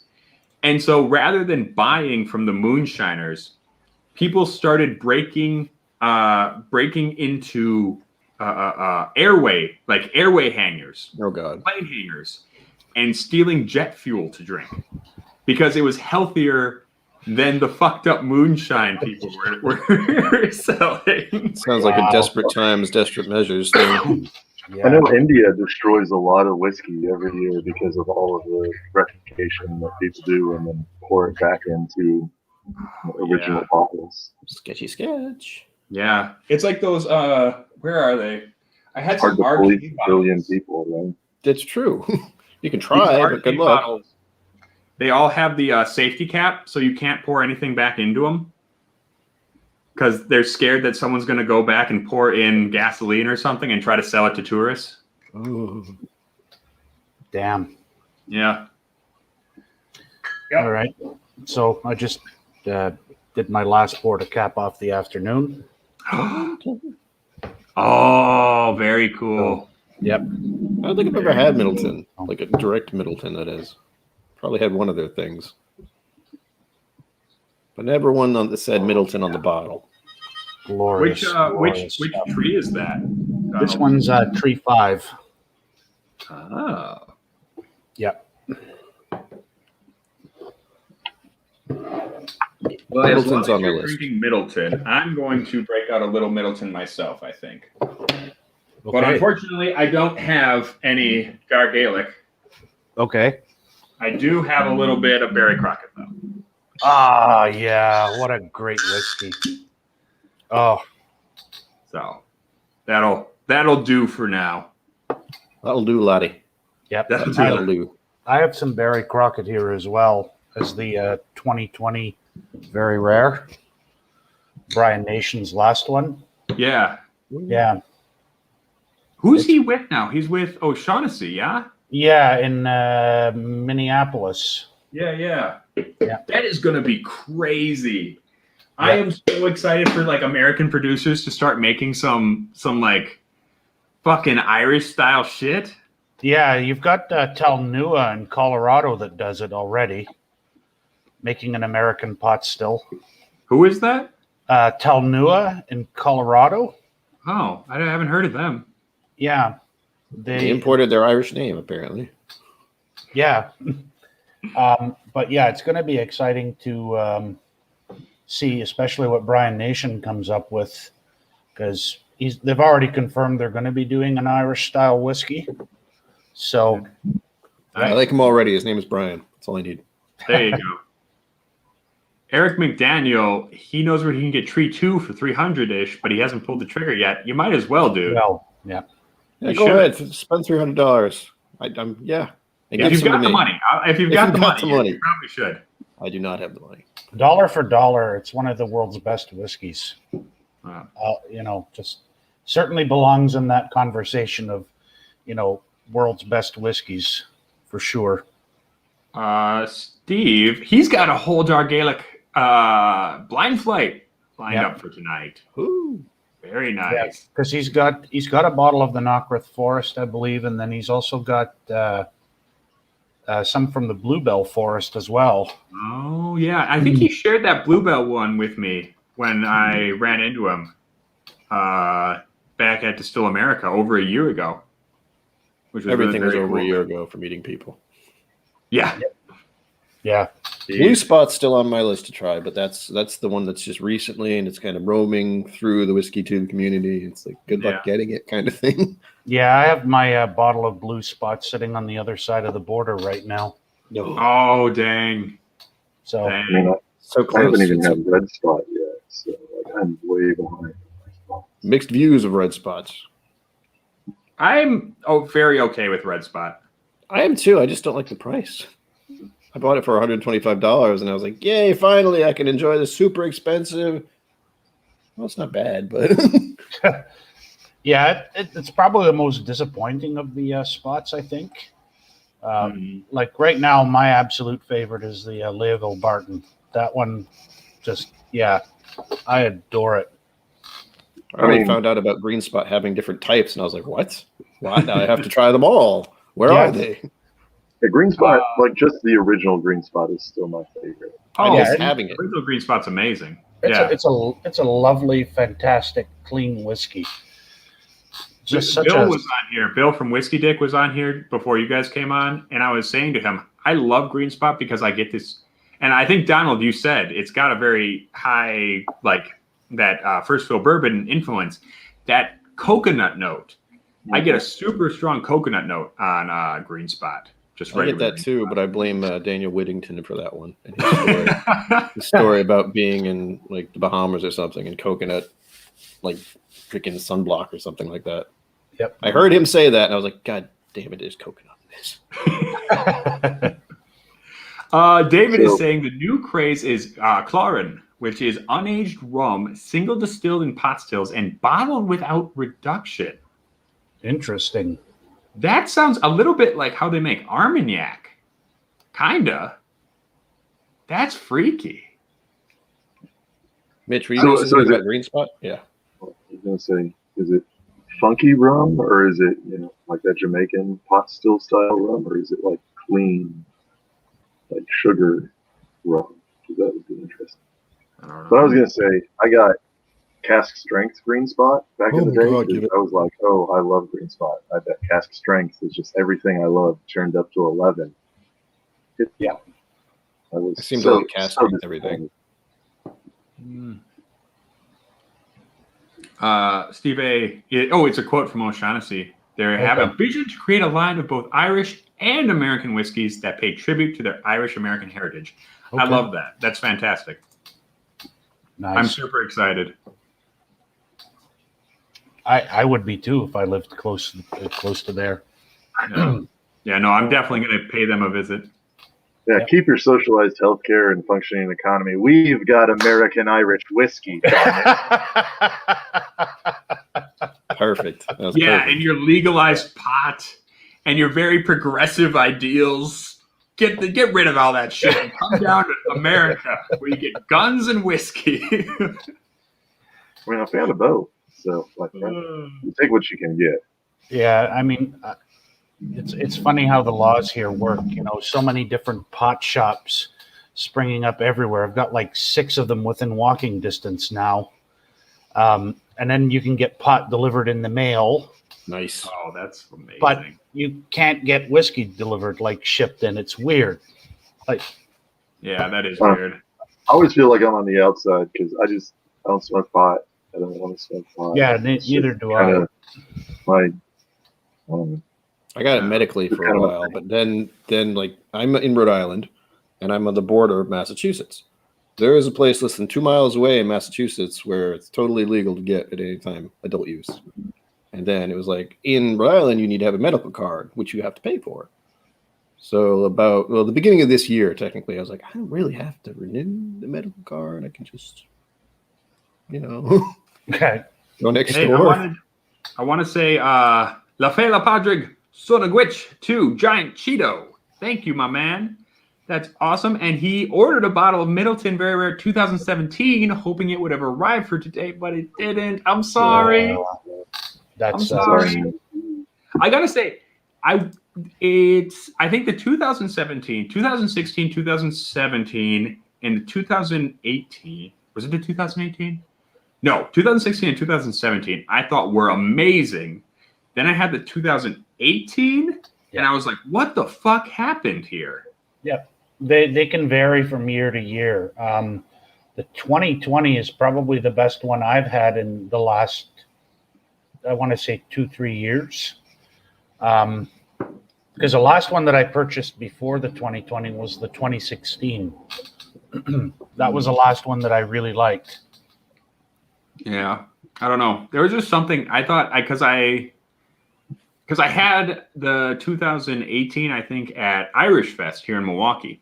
Okay. Because we have a big Fela every year. The whole Irish community comes out. And Every year. Wait. Except yes, obviously last year that didn't quite happen.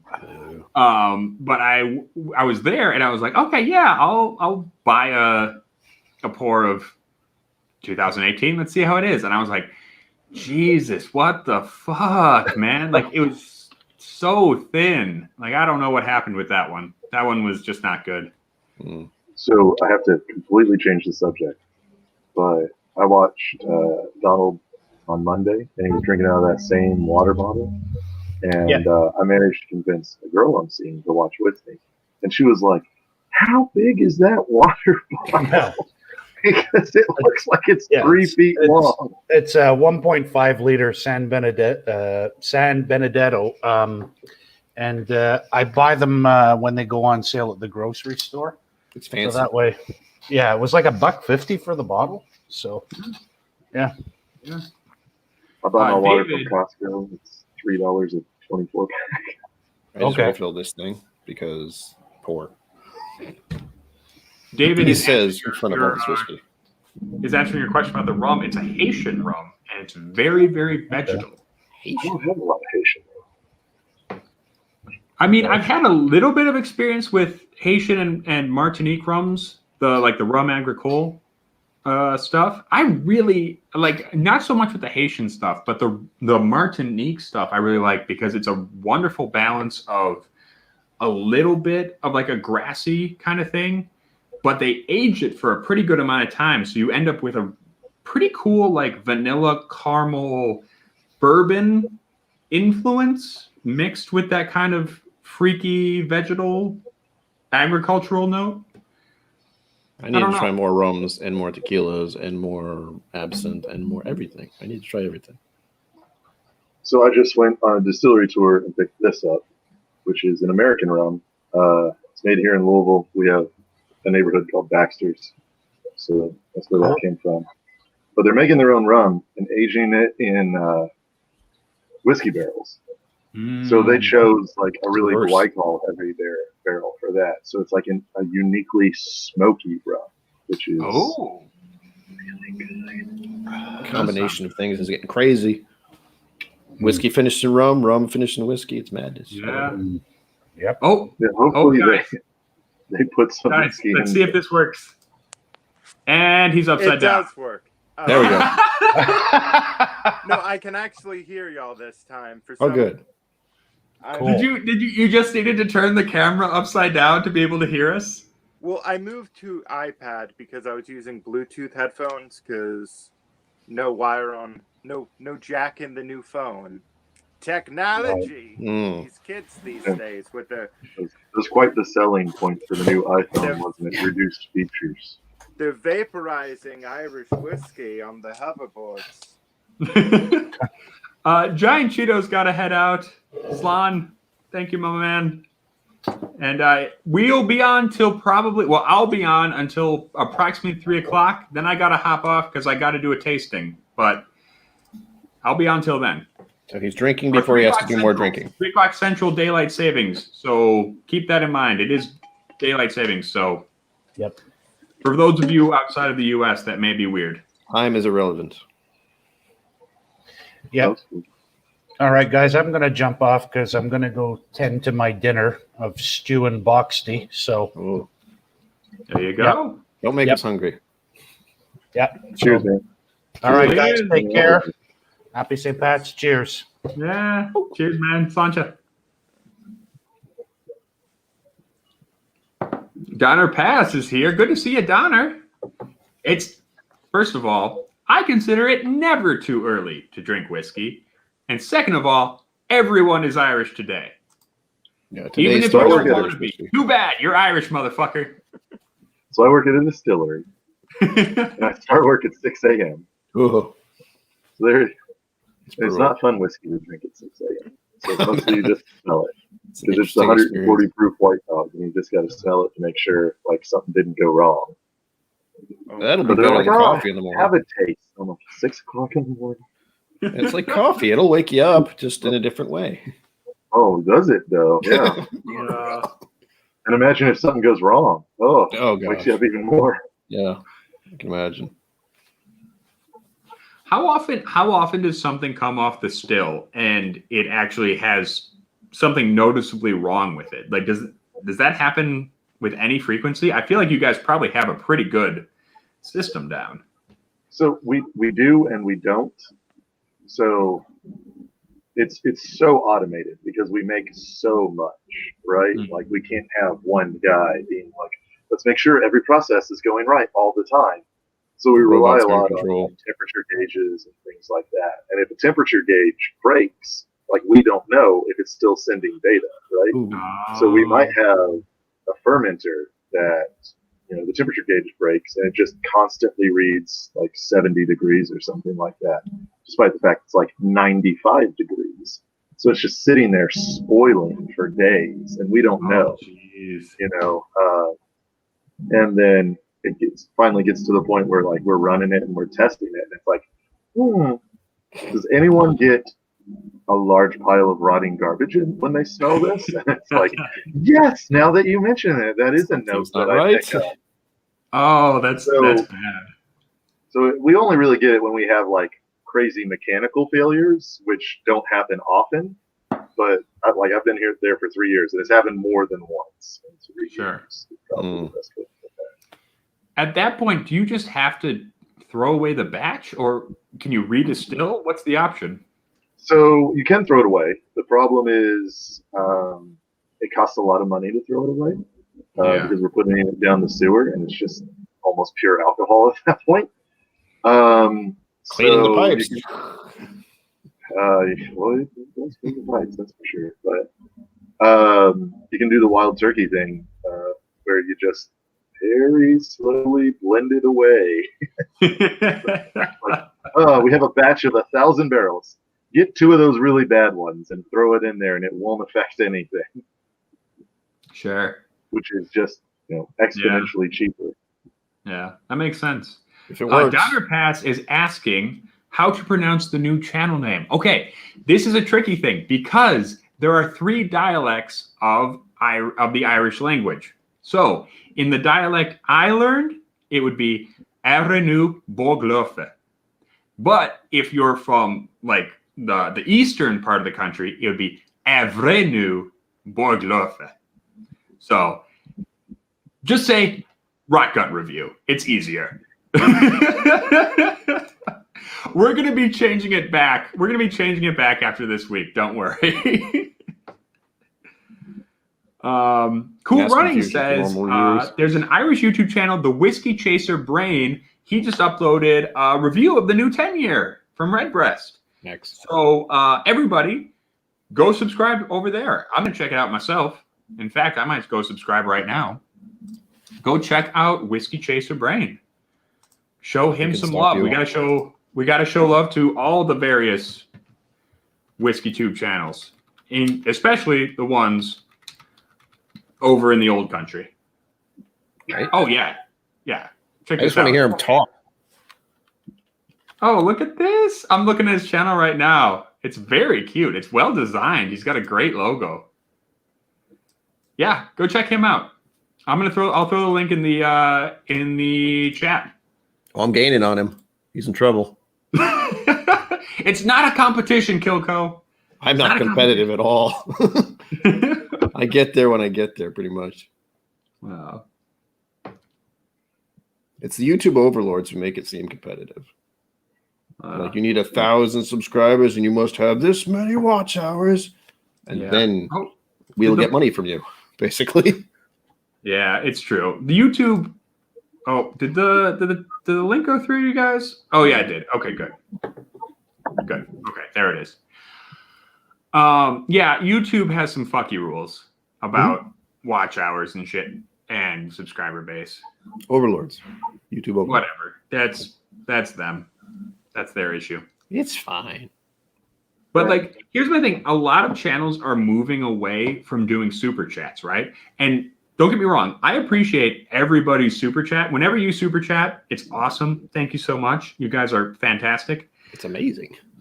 But like, YouTube takes a third of that, like 20% to a third of every single super chat. So a lot of people are now like, don't fucking bother super chatting me. Just like, if you want to send some money, go on Venmo or whatever. Because we have PayPal and Venmo, and don't tell the YouTube overlords. Don't tell. Yeah, YouTube is really, I don't know. YouTube likes to create. YouTube wants to encourage people to create content, and then they want to make money off them by having you put out as much content as possible until you burn out, because they don't give a fuck if you burn out. They just want you to keep making content. And if you burn out, there's always someone else willing to make more content. Exactly. And they can make money off of that poor motherfucker. I can barely make one video a week. What was that? It's a business. The business It's a business. It's a business. Right? They don't care who makes the content. They just want content. Yeah. So, yeah, it's not an artist's platform. And it sucks, but it's the reality. And that's why Patreon exists. That's why Patreon, PayPal, Venmo. That's the only way I can do anything with the amount of subscribers I have is like PayPal. And then someone asked me recently, "Do you have a Venmo account?" And I was like, "Do I? I do." And then they could send me something. My main problem, like, and Eric McDaniel is like, fight the man by going to another man. And that's true. Like, we're always going to be working with some sort of business, no matter what. That's the nature of the beast. My problem with YouTube is like, they know where their money's at, and they are going to make certain acceptances for like motherfuckers like Logan Paul who do sociopathic shit on this platform and get away with it. Yeah. And because they know which side their bread is buttered on. If you can piss someone off, it's fine. They're willing to overlook some deeply immoral shit just to make their buck. That's why I call them the YouTube overlords. I mean, they aren't getting much from me at the moment. I'm okay with that. But I often worry it's like later on if I ever get to the 1,000 mark and hit all those things, it's like I say YouTube overlords and suddenly YouTube's paying attention. It's like, wait, are we? Are we the bad guys? They haven't paid attention to me Such a yet. good sketch. Are we the baddies? Are we the baddies? I love that. Pirates have skulls on their hats. Well, yes, but pirates are definitely the baddies. So good. So good. Yeah, I love British humor. Yeah, no, I wouldn't worry about it. I constantly badmouth YouTube on my streams. They haven't done shit about it yet. So No one really watches this. They're just waiting for copyright strikes. That's the only reason they'll pay attention. exactly. By the way, Jeff, I haven't talked to you in like a year. How's life?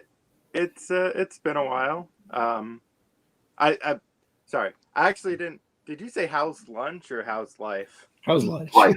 I mean, if you're having lunch, how's it going? Right? Things are good. Amazing. I mean, it's been a while since I've talked to all of you. How have y'all been? I'm doing Getting good. there. Plenty of whiskey. Plenty to drink at home. Yeah. Kind of miss going out to drink though. I get it. How do I say this? Not only, but I asked that primarily before I kind of, how do I say this? Not really a lot in terms of what I've been up to. I've been doing a podcast for a year, and that's coming up this Saturday. But besides, that's like, I've really just been consistently doing that, which is nice because it is sponsored, not by like anyone major, but we do make money from it. So that's nice. That's nice. What? Talk up the podcast. Tell people you can throw a link up if you want. Never. Well, so it's called Cannabis Cocktails and Cinema. One of the co-hosts is Stoner that lives in California. One of the co-hosts is me, who in theory makes cocktails, although it's more I do whiskey occasionally, but that's less. It's not inherent. None of these are like inherently linked to the show, least of all the cocktails, because I'm rarely making cocktails. My co-host Mikey, they are quite often high. And then our other co-host, Malachi, they are often watching cinema. I'm kind of in that weird middle ground where I occasionally make a mixed drink. Whiskey is a cocktail if you add water. Sort of. Exactly. There you go. Exactly. I'm trying to work out the pointing. Here comes reverse. Nope. Yeah, that's fun. It's like, wait, You start, you go up, and then you just kind of wiggle a little bit and find out which one. I find if you do something like this, you're like, no, wait, it's over there. Yes, he's over there. Down there. Oh, I see green spot. You know. That was actually Irish whiskey clouds the mind, you say. but it sharpens the wit. Exactly. Oh, that's why I drink. I got it now. Okay.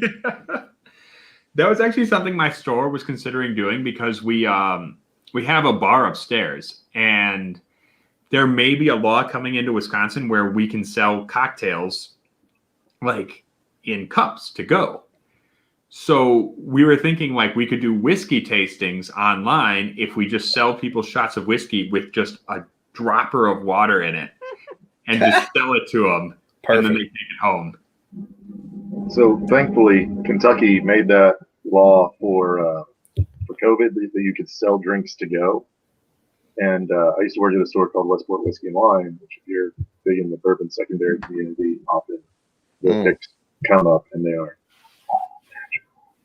natural. So they had a bar in the back of their store that you could go buy tastes at. And they finally were like, drinks to go, does that like include us? And they're like, yeah. And they're like, hey, you know. So they'll ship out sample bottles now when you go in and you're like, hey, I see you have like George Stagg on your bar. It's like, yes, would you like an ounce? And Oh, they'll give you a little thing and you go home with it. I wish That's more places did awesome. that. I like how restaurants around my area can do that. I can go to a place nearby and they're like, here's your, it's like a smoothie. No, wait, this is actually full of alcohol. Enjoy your drive home. Have fun. Mason. Cool Running is asking, after YouTube steals 30% of the super chat, does the government steal a percentage too? Yep. Oh, nice. Yeah, I pay taxes. 50% now. I pay taxes on my super chats just the same as anyone else on their income. Yep. Yeah. So what are you going to They do? go under the radar. PayPal and Venmo. It's like, what money? What taxes? Someone was giving me a gift. It doesn't count. Yeah. Well, that was something I ran into with Patreon. I don't remember for what it was, but for some reason with Patreon, because I lost my job at the beginning of the pandemic, Oh. right? My social work job, and so I was applying for unemployment while still I was able to catch hours at the liquor store, but I wasn't working full time. And I asked the unemployment lady, like, "Hey, do I have to report my Patreon income for the purposes of unemployment?" And she said, "No, that counts as a gift. You don't have to report shit." I was like, "All right, well, I'm not going to argue with that." That's the bar I go with. I've been out of work for 10 years, and I've been on disability for that whole time due to mental health problems, which I don't like bringing up, but it's just factual. That's how I've been It is living. what it is. No reason to be ashamed, man. There isn't, but it's one of those things. As soon as you say mental health, people go, You good? Dude, this is a very pro mental health channel, I promise you. I like to think so. I mean, I think most of us in the whiskey community are a little, but it's one of those little things where as soon as you say it, people just are like, oh gosh, what's he gonna say? What's wrong with him? That kind of thing. It's nothing horrible, but you would never know I had a problem by this or meeting me in person. You would not know. Yeah. But so far that's been fine. I've been able to live my life through that, but I wish I could do more. But as soon as I think that, it's like, taxes and working for someone else and having to be around people. Yeah. Yeah, it's someone who's worked 7 days a week for way too long. Oh God, I can't imagine. Like I had a job where I had to be there at 7:30 a.m. and you said 6, and I was like, Emily Chambers says, "Be you, dude," and I agree. You're good, man. Be the best you can be. I will be a sloppy mess when no one's watching all the time. No, man. I want to do another. I would love to do another mental health stream coming up for Mental Health Month this year. We did one last year. I would love to do another one this year. So bring an actual nut job onto your stream. No, don't. I don't think of myself. You're not the only one. No, everyone has their issues. It's just how willing they are to discuss it. Wow. And society has said you can't talk about that. It's not right. It's a hidden disability. People don't like it's the funny thing is I always do the basic comparison. It's like if you broke your arm, everyone would ask you about it. But as soon as you talk about your mental health being kind of, especially after this year, everyone's got a problem, whether they know it or not. Oh, for sure. There was an interesting article written, I think, recently in the New York Times talking about how really we are all in a state of like grieving and trauma, even if we don't acknowledge it. This has been an incredibly traumatic year, and if we don't work through that, it's going to stick with us. You have to acknowledge that this, like, we have dealt with, all of us have dealt with some shit, some of us more than others. So there's no shame in talking about that. No, I found out like once this, the past year began as it did, I realized how little I had to change anything. It's like, well, I'm usually a recluse of sorts. I don't particularly like being out around people. And this thing they're calling social distancing now, I called active avoidance before it actually happened. So it was one of those moments like, welcome to my world, everyone. This is my hell. Enjoy. Yeah. Emily Chambers says she harassed me through that whole mental health stream, and I'm glad you did too, Emily. I'm glad you did too. No, I have dealt with a lot of mental health issues myself, depression and PTSD. So no one should ever be afraid to talk about that shit on my channel or on my chat. And if anyone gives you shit, they're getting banned. So yeah, that's where it is. That's part of why I did my own streams. It's just I can at least say what I want, and no one can like do anything about it. It's like, well, this is how I felt today, and it was awful. Yeah. I want to get Daniel on my stream someday and be like, "How do you feel, Daniel Wellington? Tell me." Tell me your secrets. So I gave him the answer to that, and you're not going to like it. It's Uh-oh. worse now that you've asked. Exactly. That's probably why I'll never ask him. I've only met him twice in person, but it's not. Oh, I never not asked him that. If he wants to say something to you, he will. That's how I like to think of it. I mean, plus Daniel's just so busy. He's such a Yeah, that's one of the things. Like, I'd like him to be on the stream, but he has actual things to do. So. Wow. Floydian is saying, and thank you, Floydian, for showing up. Appreciate you. But he appreciates anyone who goes on a limb and addresses things like mental health. It shouldn't be a limb. It shouldn't be stigmatized. We all have baggage to carry. Absolutely. 100%. I blame society. And Donald, Get me. right. COVID in 2020 was taxing on everyone. It's been fucked up for everybody. Yes. There's no shame in admitting that. Yes, that's And kind we of all, my we all got to deal with that. my little thing lately is there's a lot that people have gone through this past year, and it's better if you actually, say something about it. You don't have to go into detail, but just a little bit of release, a little bit of people being like, yeah, I'm not fine. I don't know why I told that person at the register I was fine, but I did. Right. No, you're right. Socialization teaches us to just say we're okay and, not pretend like it's not. Oh, Floydian, you're Jim Morris? I had no idea. God damn it. Okay. Leading a double life. I got to keep better track of this shit. I can never. Yeah, you got to put your name in your thing. Otherwise, how will we know? Also, I do want to say La Fela Padre Sodagwich to Guy Davis. Thank you. And, thank you, Guy. It's been a minute. Good to see you. I'm so glad you made it in. And La Fela Padre Sodagwich to Robert Rees. Thank you, my man. La Pela Savic applesauce. What? There we are. There's Jim Morris. Okay. I can say right, something. guys. That's probably wrong. I have to go use the bathroom, so I'm going to leave it to you to hold down the stream for a minute. I've been at this 2 hours. I've got a little bit in my bladder, so I'm going to be right back. You guys entertain the people, okay? Bio break. Do it. And now for No. Oh, wow. coherent screaming. This is our channel now. Yes, exactly. Well, So here, I'll talk about rye while Ed's gone, so it feels kind of normal.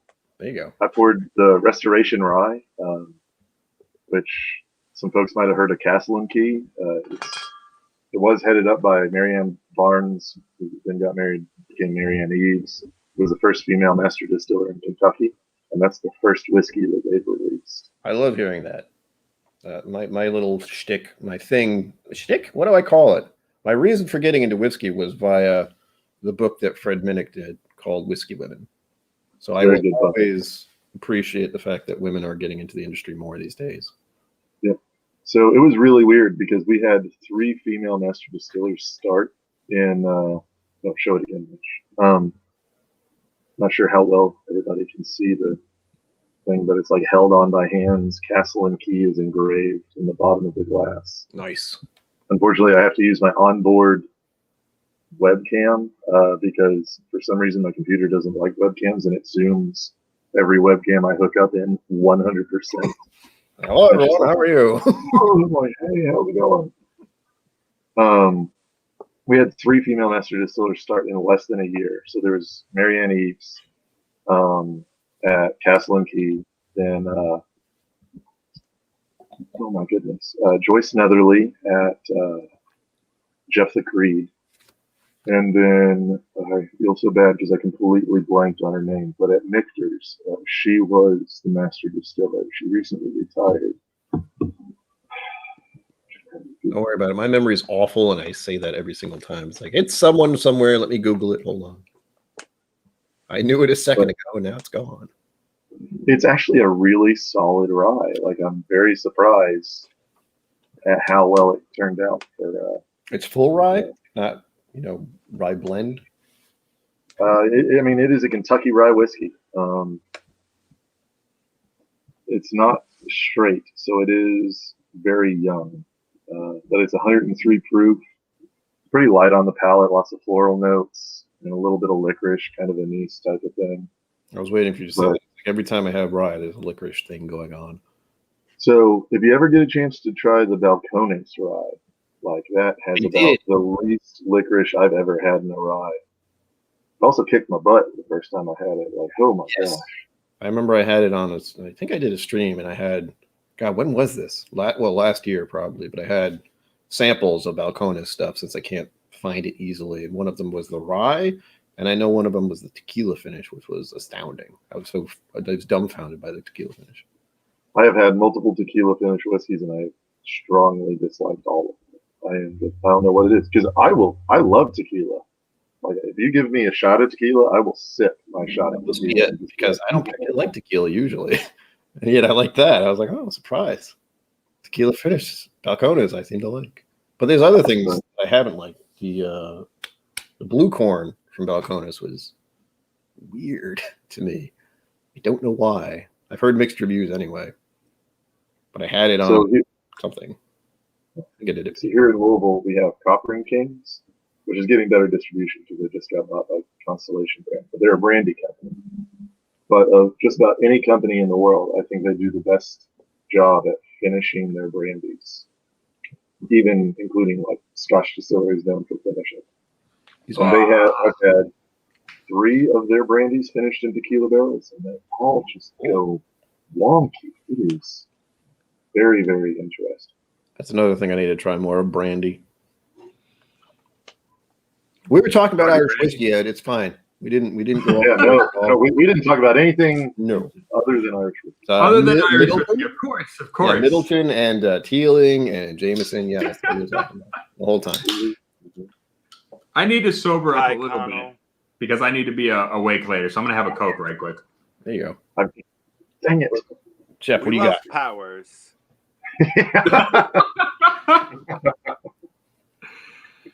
Oh, Here, Ed, this might be something you're interested in. This is a rye whiskey out of Castle and Key. It's the first whiskey they put out. oh shit, that's awesome. Yeah, I mean, you'd I like wish- it. what was that? You'd like it. It's not a funky adventure, but it's a nice rye. Yeah, nice. No, that is one thing I will say. Like, I feel a certain ethnic alliance to Irish whiskey, but I definitely like rye more. I know that feeling. I want to like Irish as much because, I mean, if you can't tell, this shirt says my last name on it, and Yeah. good luck pronouncing it because my whole life, no one's really gotten it right. Daniel Whittington knows it, so I'm happy there. But I had that kind of, I should really love Irish whiskey, but then it's like, well, it's imported and it costs more. And bourbon's around, so I found myself defaulting to bourbons a lot these days. But I have, a variety of things: Irish, Scotch, Japanese, bourbons, rye. I'm a bourbon guy through and through, and one of the reasons is just the amazing value that it brings to the table. Like you can get an astounding bourbon for $20. Yeah. It has you nothing to are do hitting- with being in Kentucky at all. Yeah, well, and you start hitting, magical bourbons at like $50, whereas like you start hitting good scotches at $50. There aren't a Yes, whole that lot has to be below 50 that are like solidly good. That was Yeah. part of the problem, like imports. I'd love to be able to get the stuff from overseas that I can get at the price, like things I can get in America.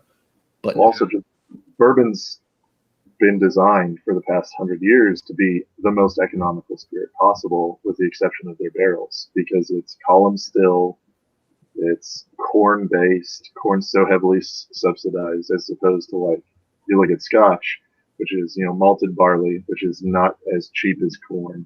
It's pot still, which is way less efficient than column stills. It's distilled, multiple times by hand, whereas the overwhelming majority of bourbon is incredibly automated. Mhm. And it's just, there's no way Scotch could ever, even if there wasn't an import, cost as little as bourbon. mm, I do want to say Jiegwich, Slancho Gutsa, and Slancho More to Patrick Fulmer. Slancha. Cilantro. Cilantro Baileys. I did want to. Will says you were talking about Irish whiskey in the chat too. Well, thank you, Will. I appreciate that. True. Actually, Mitch, I wanted to pick your mind a little bit.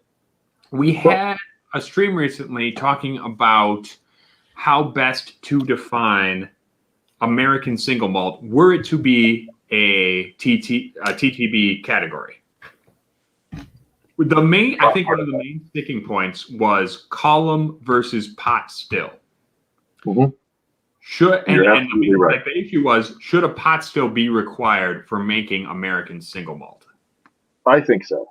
Because if you've ever tasted any of like the big guys malt whiskey, like Heaven Hill put out a Parker's Heritage malt whiskey, it didn't taste anything like malt whiskey.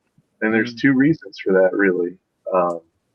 One is the still. We use a column still, not a pot still. And the second is we're not set up to distill it the way they do in Scotland, because we don't filter the grain out. Like, we run it through our still, whereas in Scotland, it's a clear wort. We use a wash, or I might be getting that backwards. So that changes a lot when you don't actually filter out your barley, because we're used to putting it all in there and just mix it with the corn and it looks like runny grits. Sure. Whereas like wort separation and clarity is like a big deal in Scotland. Like, certain people have hidden processes that they use in order to clarify their wort, more than anybody else, or different than anybody else. Secrets. Well, and that's interesting because I definitely heard about like distilling on the grain versus not. And what flavors come out from distilling on the grain versus distilling just a clear wort? So that's interesting. So you get whatever flavors in the husk when you distill on the grain. And for rye, that's lignins and hemicellulose. For corn, it's random crap. I don't know. I hate to say it. And I haven't really looked up malted barley that much either. But if you've ever like smelled malted barley, a lot of that scent is like the dust and husk, or the husk dust. So you filter that super funky barnyard element out when you do that, which is one of the reasons why a lot of scotches are like just so floral and so pretty, because they don't have that weird barnyard element to We them. got the funk. Yeah. I always get some kind of weird funk off malted stuff. I still haven't like narrowed it down if that's the actual problem, but every once in a while, especially with I mean, scotches, it's a completely different grain, so I will say it depends on what you malt, but I think there is, like, especially space side malts, you do have a certain weird funk at younger ages, and definitely in malted rye. Malted rye gives a super weird, funky note. I just bought a malted rye that I was gonna try and send to you. Yeah? Have you ever had old Portero? Old Potrero! Oh my god, never mind, you've already got it. Yes. I've got Old Potrero. I've got both of theirs, the 18th century and the straight rye. Oh my god. These are the funkiest motherfuckers ever. So I don't know if you can get it up there, but we have a distillery here called Old Pogue that does a completely malted rye whiskey. That is a funky adventure. Okay, nice. I just want to say goodbye to Whiskey Crusader Will. Thank you for coming Cheers, in. man. Slancha.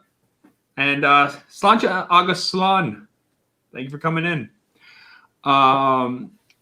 Emily Chambers says she loves me, but I didn't like the Polish rye, so she questions if I love rye. I haven't had the Polish rye yet. It's sitting in a sample bottle. I swear to God, I haven't had it yet. I think you may be thinking of the other Obtainium rye. I haven't tried the Polish rye yet. I will. I'm going to do that on a day drinking stream sooner rather than later. I promise. And is that what you were trying to get me to say? Lahela Padrig, Sona Dweev. Happy St. Patrick's Day, everyone. I swear that language sounds like you've been drinking. It sounds like what? Like you've actually been drinking a lot, and you just whatever you just said, it's like, okay, someone get a cart. He's fine. Well, So- it was funny. It was funny because I was watching that Glendalough stream from the Whiskey Crusaders the other day, and Donal O'Gallagher actually corrected my Irish while I was on there. Ouch. he actually corrected one of the, because I was making fun of Matt, and I was like, here, say Happy St. Patrick's Day in Irish. If you can say it right, I'll give you $5. And Donal was like, well, he made a mistake there. Actually, it's yeah, well, you learn something new, guys. Yeah, exactly. That's half the fun of learning a language. Guy Davis is going home, but he will come back with whiskey. Awesome. We'll be on until 3 Central daylight savings time. So if you make it back before then, we will still be here, or at least I will. I don't know about these guys. Yeah, we're not really here. So I have a life. Yes. I did want to point I out used to have a something life. about when we talk about American single malts. This is one I have from a local place. They're called Sons of Liberty, but it says right here, New England single malt, which apparently is a thing, and it's distilled from a stout mash, which confuses the hell out of me. yeah, there's a few people doing that right now. I know there's a place here in Wisconsin that's doing distilled from beer stuff, and I think who is the new guy who's doing that? It's a big name. Let me find it real quick. There's a bigger name in the It's craft MGP, scene. whatever it is. It's MGP. Wiggle distills special editions from beer mashes, and they're amazing. And then Real Spirits distills their beer. Who is it? Oh, it's Arrogant Bastard. That's who it is. Oh yeah. Of course it is. Arrogant, So yeah, Arrogant Bastard malt whiskey. Yeah. oh, I had some of that early on stuff. No. Yeah, I'm like, is that a good response or a bad response? It was not a good. Just no. Their early stuff was one of those things where it's like I wouldn't even put it in like minimal Coke because no. The But Coke I guy. had a chance to get some of their stuff that had aged longer than like single digit months, and it's a lot. Yeah. No, Steve, you've got a point. If you don't put hops in the beer, and to my understanding, if you put hops in the mash, it can't be called whiskey anymore under the TTB. That's my understanding of the rules ruling. and regulations. But if you don't put hops in the beer, no, it isn't that weird. It's just that a lot of the people who have made beer mash whiskeys up until this point have made some weird shit. I guess it's not. I guess it's not the problem with the mash. I guess it's the problem with the distiller themselves. Yeah. It is one of those moments where it's like, all right, we've been making beer for a long time. Let's just freaking distill. Does anyone really know how to distill? No? No? We'll do it anyway. We'll just see what happens.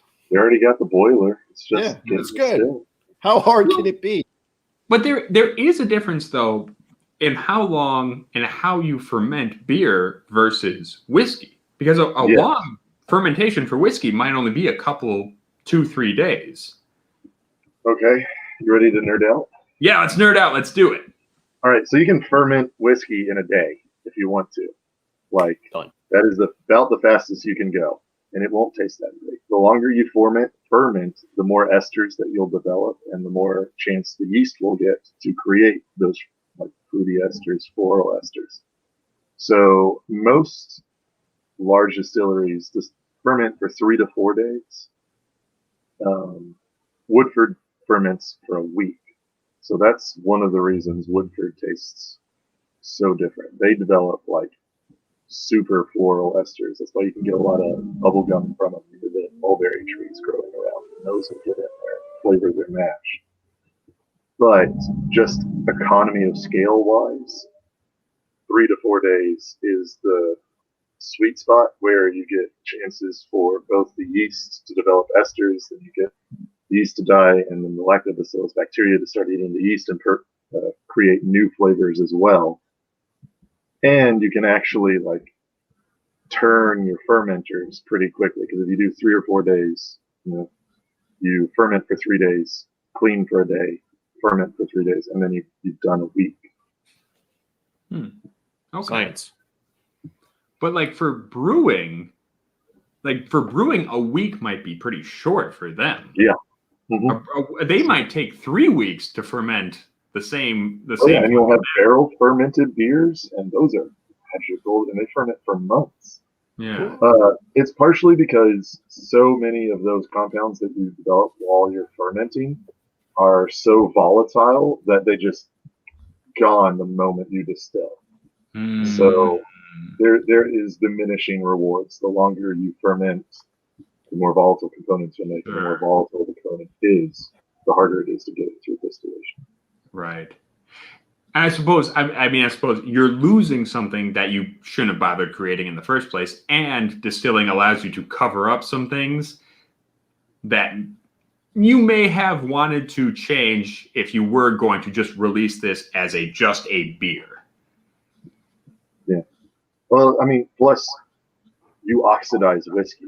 So even if you do create this magical white dog that's just insane, and you pulled out all these amazing floral white high volatility esters and phenols, you're then going to oxidize them, and because they are so reactive, they're going to be one of the first things that you oxidize. So oxidization is where you get that cherry note, because it's actually a twice oxidized compound. If you taste something, you're like, oh, that tastes like paint thinner. That's actually the predecessor to cherry. So whatever it is that oxidizes into paint thinner just needs to be oxidized again into cherry.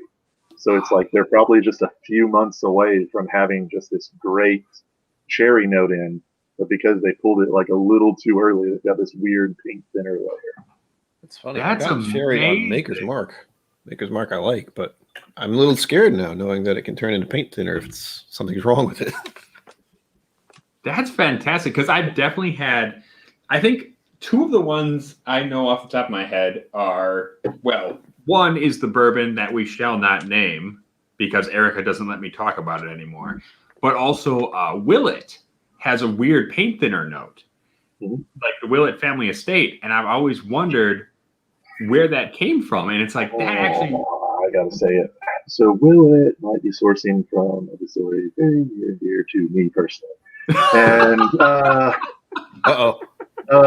if you have some of our lower end things, a lot of them have a definitive paint thinner note in it because they're 4 years old.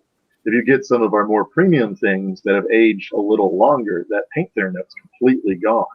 Yeah. So it has something to do with the way a certain distillery very near and dear to me, distills and ages. And if you just only do it for 4 years or maybe 5, you can't get rid of that paint thinner note. You got to hit 6+. Sure. Interesting. That is that's cool to know, though. That's super cool to know. It's all about the time. Yeah. Yeah. Weird. Well, it's about time and where you put it in the rick house. Yes. Sure. Which is really weird to say, because if you put it higher up, you'll get more cherry than if you put it lower down.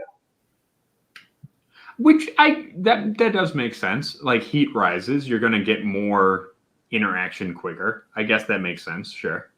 But I guess part of it, what I wonder is that does the oxidative process actually happen quicker higher in the warehouse? Because I understand part of it is you're pushing it into the wood and you're drawing stuff out.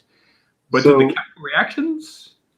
So yes and no, because the further you push it into the wood, the more oxygen has to go in to replace it. So if you have something in the coolest, very bottom of the warehouse, it doesn't oxygenate that. Oxidize. Wow. Have another drink. Sorry. It's fine. It's St. Patrick's Right, yeah. It doesn't oxidize that quickly, just because it's all about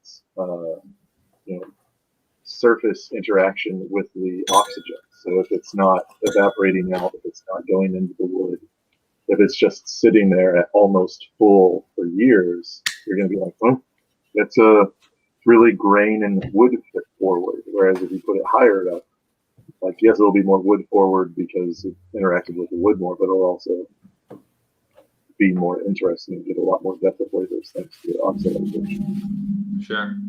Interesting. Eric McDaniel is saying that makes sense. He had a King O Kentucky a while back, and all he got was paint thinner. He was 7+ whiskeys into a cast strength tasting. That might have made a difference. That helps. So I had a question for you, Weddle. Sorry, this is just turning into me kind of picking your brain about shite. No, Weddle knows things. It's good. Yeah. I try to, right? Like, I'm a big sherry fan. And part of the reason, like, Oloroso sherry keeps as long as it does after you open it is that it's been oxidatively aged. So I was wondering, like obviously some of that is true with whiskey as well. Like, it's been oxidatively aged. It's oxidized quite a bit in the barrel. But do you think it still changes in the bottle after it's been opened?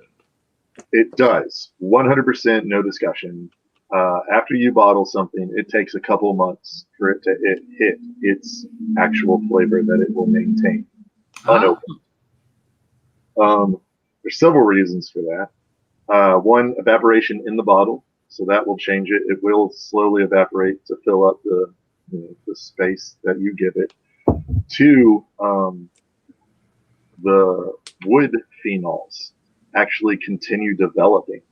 So the 5-methyl whatever, the oak lactone that you're really going for, and that's where you get like your vanilla, your coconut, and your all that, actually keeps interacting with the whiskey after it's been poured.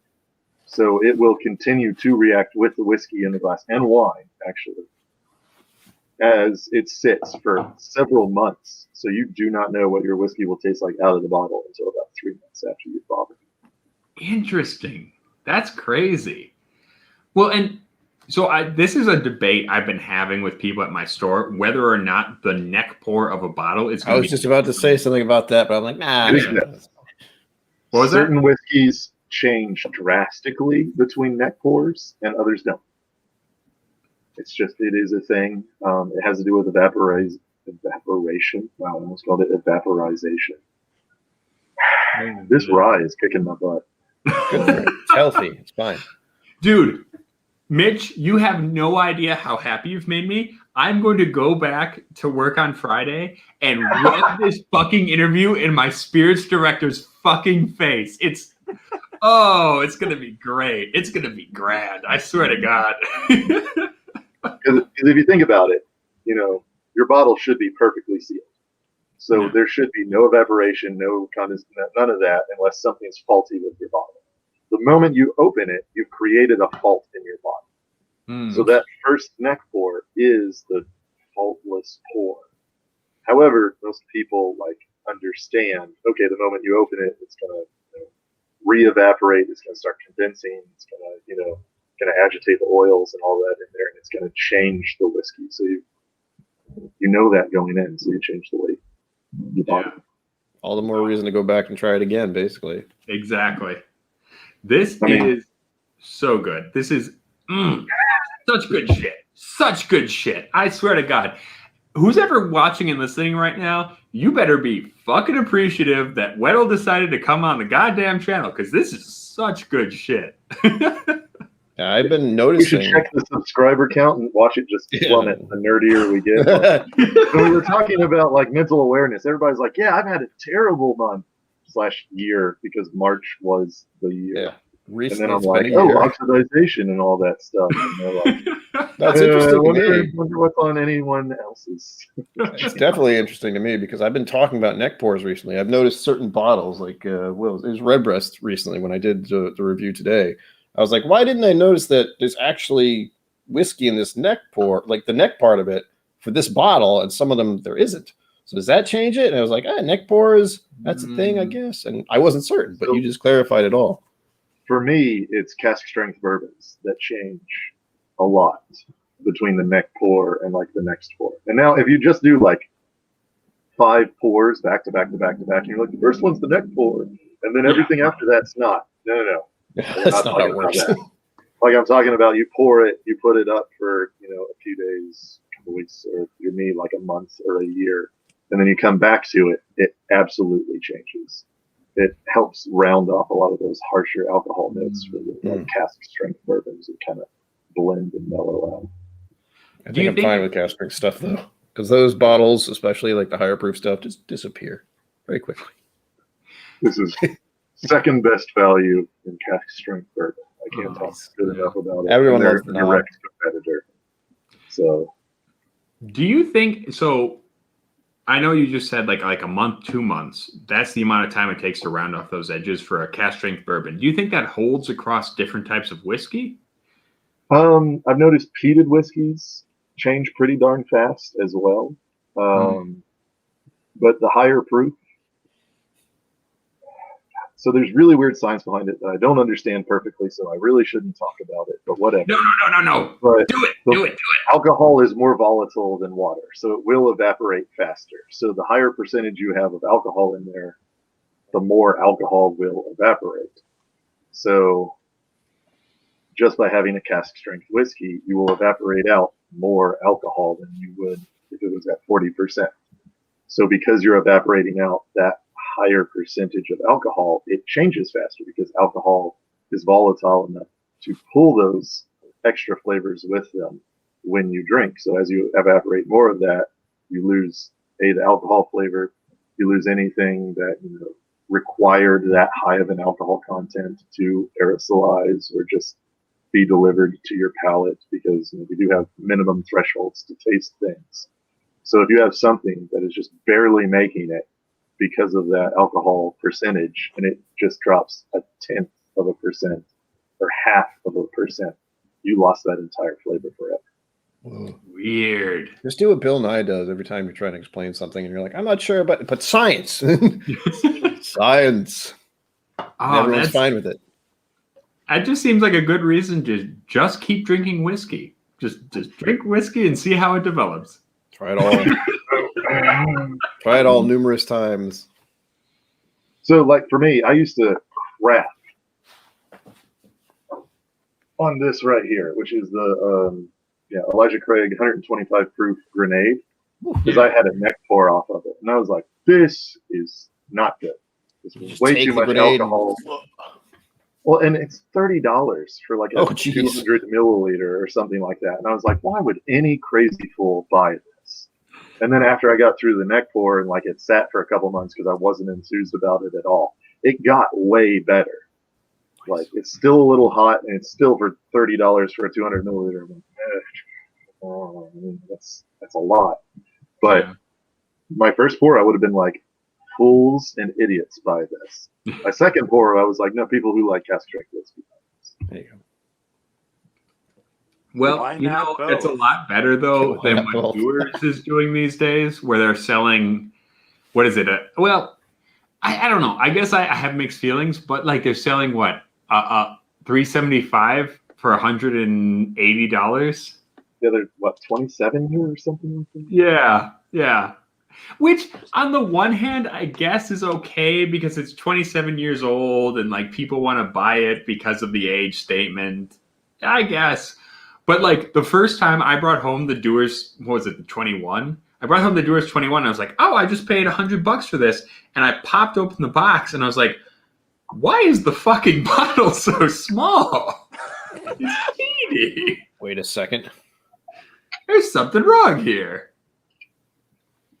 Dewar's also does that double barrel maturation blending. Right. So they actually lose a higher percentage than most people do during their blending because they actually blend it in a barrel, which will then absorb some of the whiskey. Sure. So they should technically be a lot more expensive. Don't tell them that. It's been open even longer, and it's even better. It's glorious. The last time I cracked into this was when I sent Ed a sample. Yeah, that was really good too. You sent me some fucking fantastic shit, man. Well, we're friends. Slightly unemployed. I was like, let's try and like give them some good stuff. Taste of the employed life, right? There you go. You're good people. You're good And people. Now I'm partially unemployed. So not doing that anymore. Sorry, bud. Oh, yeah, that's entirely fair. All right, we've been talking a lot about bourbon, though. We need to get back to some Irish shit. This is St. Patrick's Day, after all. But the Irish are the people who designed bourbon. Yes, we've learned so much from the Irish people that we started making our own. I know it's true. Look, we all love Bushmills. Yes, we all love. Wait a minute. All right. You should call it Powers since they changed their packaging. Nobody knows what it looks like. I can just be Yes. like Powers and wave Yeah. it. Real quick. That's what I was People will be just like, oh, is that the gold label? Powers. I was just saying, I had no fucking idea that was fucking Powers. With the fucking red diamond, I was like, what the fuck is that? I don't know. It's some new fucking Irish whiskey on the fucking shelf. I don't fucking know what that is. That's one of those things where I want to be like, all right, whose idea was this, and why did they go through with it? Yeah, that was a weird choice. Oh, Eric McDaniel. I actually really, really want to try the Currach. Currach. Sounds like Klingon. Currach. So a Currach is it's a wee Irish boat. It's a rowboat, and it's got the paddles are actually rounded, so you don't disturb the water while you're rowing. Oh. But there's an Irish whiskey out now that smoked their whiskey with seaweed from the west coast of Ireland. It's called the Currach. I really want to try that. So, yeah, no, that sounds awesome. I'm intrigued. And actually, Erica loves like seaweedy, iodine taste with smoke. So I really want to get some of that for her. So I'm gonna do this is the batch 4 dingle. Like Eric Waite hated this one. Eric Waite hated this one, and I really liked it. Oh, that was it. Right. They charred their barrels with seaweed. That was what they did. That sounds interesting. So, okay. Not Irish whiskey, but charring barrels related. I'll talk a little bit about Copper and Kings and how I love their barrel finishing program. So, here's how intricate their barrel finishing program is. They finished one of their brandies in a Sierra Nevada chocolate cherry stout barrel. And then after they sold out of that barrel, they used the cherry chocolate stout barrel as a fire to toast a new barrel that they then finished their brandy in that had been toasted with a chocolate cherry stout barrel staves being burned. And it's insane. You still get chocolate and cherry out. So what you toast your barrel with absolutely has an influence. What's next, man? It's like the whiskey possibilities are endless with the kind of variety and madness that people come up with. It's like, oh, a barrel, we can't use it anymore. Why don't we burn it and make some more barrels? That sounds cool. Like where I used to work at Brown Forman, they charred with natural gas because that's about as neutral a flavor as you can get for a fire. But Independent Stave, they char with their barrel scrap wood. So they're just imparting more oak flavor. So that should technically be even more neutral than, like natural gas because you're burning what you're trying to burn. Yeah. Interesting. That's fun. Jim Morris says the new Powers packaging is terrible. I agree.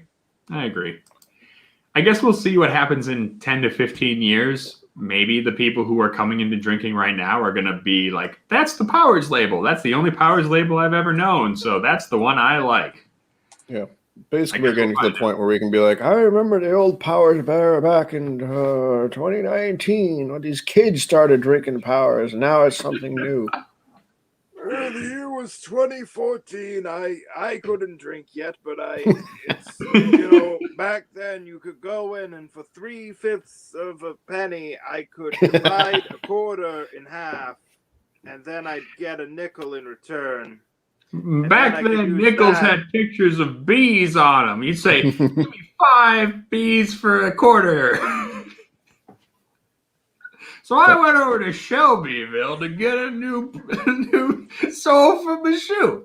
And I tied an onion on my belt, which was the style at the time. Which was the style at the time. Because of the war. Oh God. Referencing other things, it's fine. Some people are like, "What the hell is wrong with these guys? Why are they talking like?"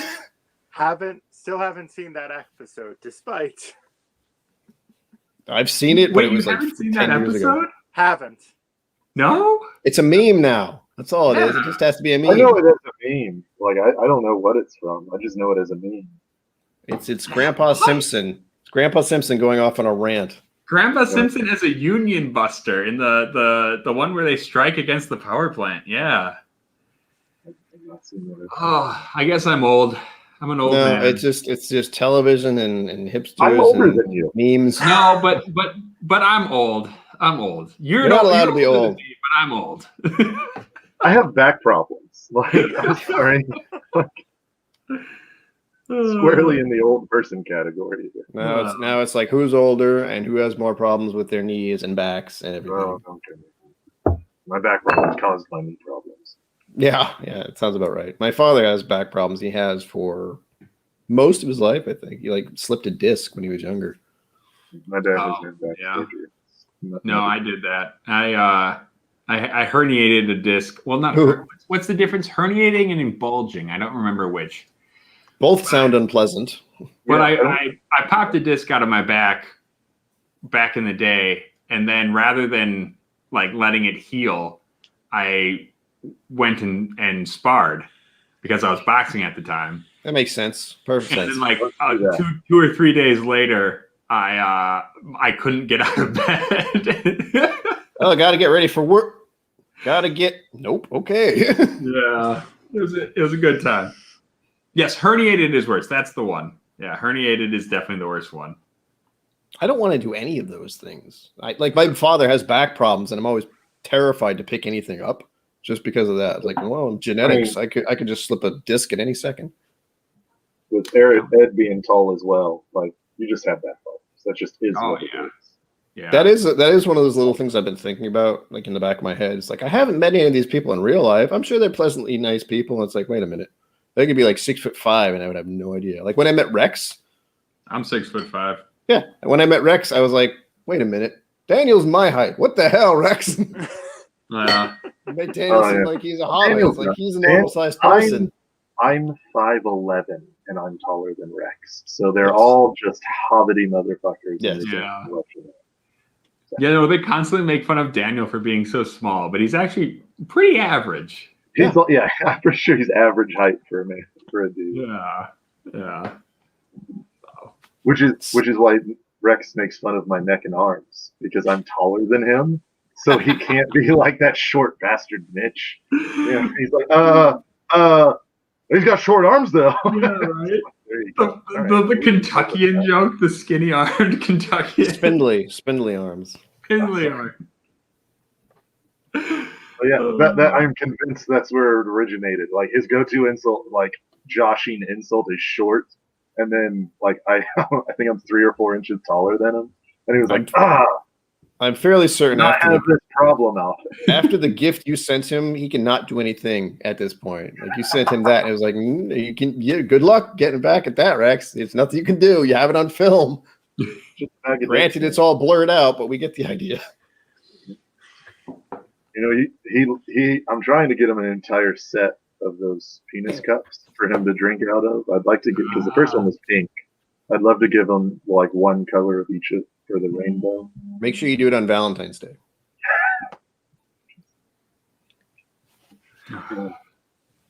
The joys of the internet, basically, Yes. right there. Sorry, that was quite the weird. Oh, no. nothing It's not wrong. weird. It's hysterical. We It's talk exactly- about dicks it's on this exactly show what all the Rex would time. like. We had a whole episode dedicated to whiskeys that sounded like dicks. Nothing wrong with that. So my aunts watched one of the times I was on with Okay. you, and y'all were like very sex positive, and my aunt is like Oh, very southern old lady, and she was like, I'm not sure they talk about those reproductive organs a lot, don't they, Mitch? And I was like, I didn't know it. Sure. sorry, Oh Grandma. my God. We actually had sex Yes. education in high school, unlike others. Oh my God. That's amazing. I had no idea that happened. It's perfect. Yes, we do. Yes, we do. Very Catholic is probably the way to put that. It's the stork. It's the stork who brings children. Thank you, Oh, Grandma. geez. I'm sorry I overjudged you. Also, just as a heads up, we just hit 3 hours on the stream, so that's Good fun. God. What year is it? That's a good time. Launch to that. 3 hour stream. 3 hour stream. We got at least another.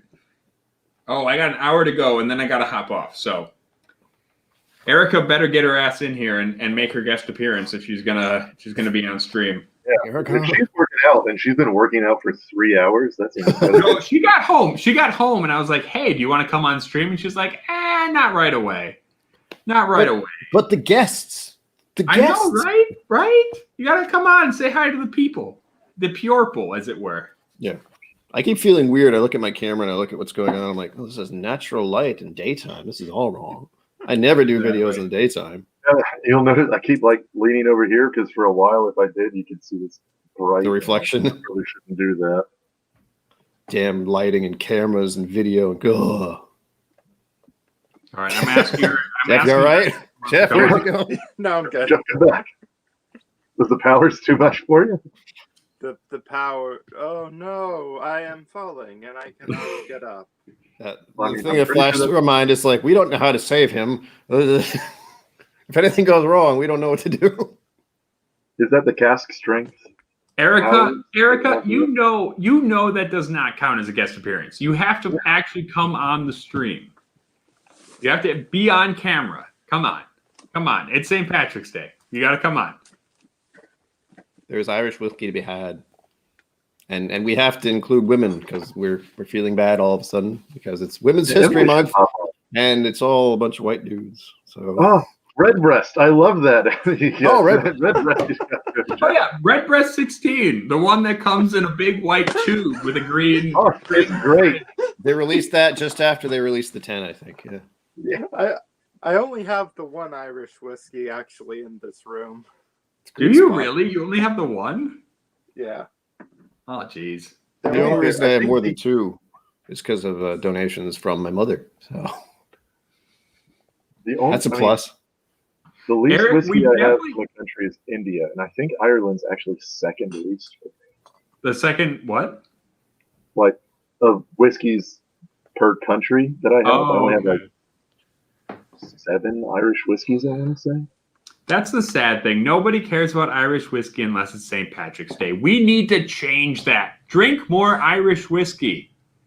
Drink it. We have to admit, though, Redbreast 12 cask strength has had a long history in the whiskey tube thing. I personally blame Rex Williams because it's 100%. I'm just gonna. He was the one who like first talked about it on Whiskey Vault, and I saw that episode. I was like, oh, I guess I'll try that. And holy moly! Wow. Yeah. So I'm more of a Listau guy than. I do love Listau. Ed loves Listau. I wish I had a Listau. I have an empty bottle of Listau. Does that count? I have an empty bottle of Listau. Funny story. My girlfriend loved it. She wanted to do a tasting for her friends, and they all loved it. So they polished the whole bottle off. I was like, Listau! Yeah. And then I never went out. Ed was talking about this earlier, where it's like, oh yeah, you introduce people to whiskey, and suddenly your whiskey's gone. Yeah, it's true. Donald is saying he'll drink plenty of Irish whiskey. We know you will. You're good people, Don. Eric McDaniel is actually, he's been on the fence but creating a channel dedicated to almost only Irish, but he hasn't pulled the trigger yet. Do it. Make a channel. Listen, okay, I'm going to go on a speech right quick. Anybody who is in the chat, who is watching this after the fact, whatever you're doing, if you want to make a channel and you want to talk about whatever the fuck you love, it doesn't matter if it's whiskey, if it's another hobby, if it's some mixture of the two, fucking do it. Make a whiskey channel, make another channel, do any kind of channel. It's awesome and it's fun and you get to talk to people and it's a good time. And we would love to have you be part of the larger Whiskey Tube community. Come and do it. And especially if you want to talk up Irish, because that's fucking awesome. Do it. Do it now. Tell them to make it cheaper. Tell them to make it cheaper. Hey, you want to come on? Yeah. All right. Nice. I'll pop in.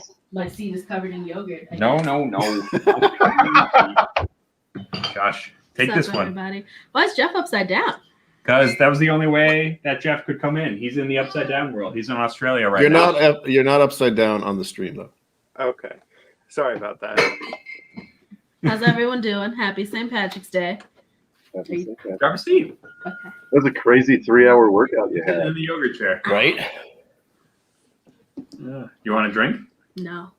Have a drink. It's St. Patrick's Day. I know, but I drank yesterday, and I feel Ah. like all of my age caught up with me like last month where I can't drink anymore. You didn't even have any like that much last night. I know. All of my age has caught up with me, and I just can't drink anymore. We had like 2 glasses of wine. Everyone else heard me speak, right? Just blame it on being at wine. That's what you should do. Yeah, that's fair. Whatever. I'll have a drink. Yay! Drinks for all. Well, that was easy. Yeah, I'm easily convinced. You want an Irish? Yeah. All right. I'm going to give you one I know you like. I want to make a joke about make sure it's 40% and then it's Irish whiskey. It's like most of them are 40%. You know, here's the thing though. Speaking of 40%, I think Irish whiskey does 40% better than anyone. I agree. Is that what you Yeah. think? No, I seriously do. Okay. I seriously do believe Irish whiskey, if you're gonna drink something at 40% alcohol, Irish whiskey at 40% is better than any other whiskey at 40%. Why? I will agree. Well, because it's light and it's sweet and it's generally pretty easygoing, right? And I think those are characteristics that work well at 40%. Like if you want something big and strong and meaty, yeah, like I get it. You want to go 46, 50%. But sometimes you just want a nice, lovely Irish at 40% alcohol. And it fucking works. In my mind, like the funny thing is we're talking about 40%, and I think 40% Irish whiskey is kind of the default. But when I get into bourbons, it's like, it's only 40%. I wish it was, 50. That only happens with bourbons. With Irish, it's like, okay, here we go. I like this. This is 40%. It's fine. I don't think, oh gosh, it's it's not 50. Granted, I like Red Breast 12 cask, but Red Breast 12 cask to me is the outlier because I've had other high proof Irish whiskeys that I just astoundingly dislike.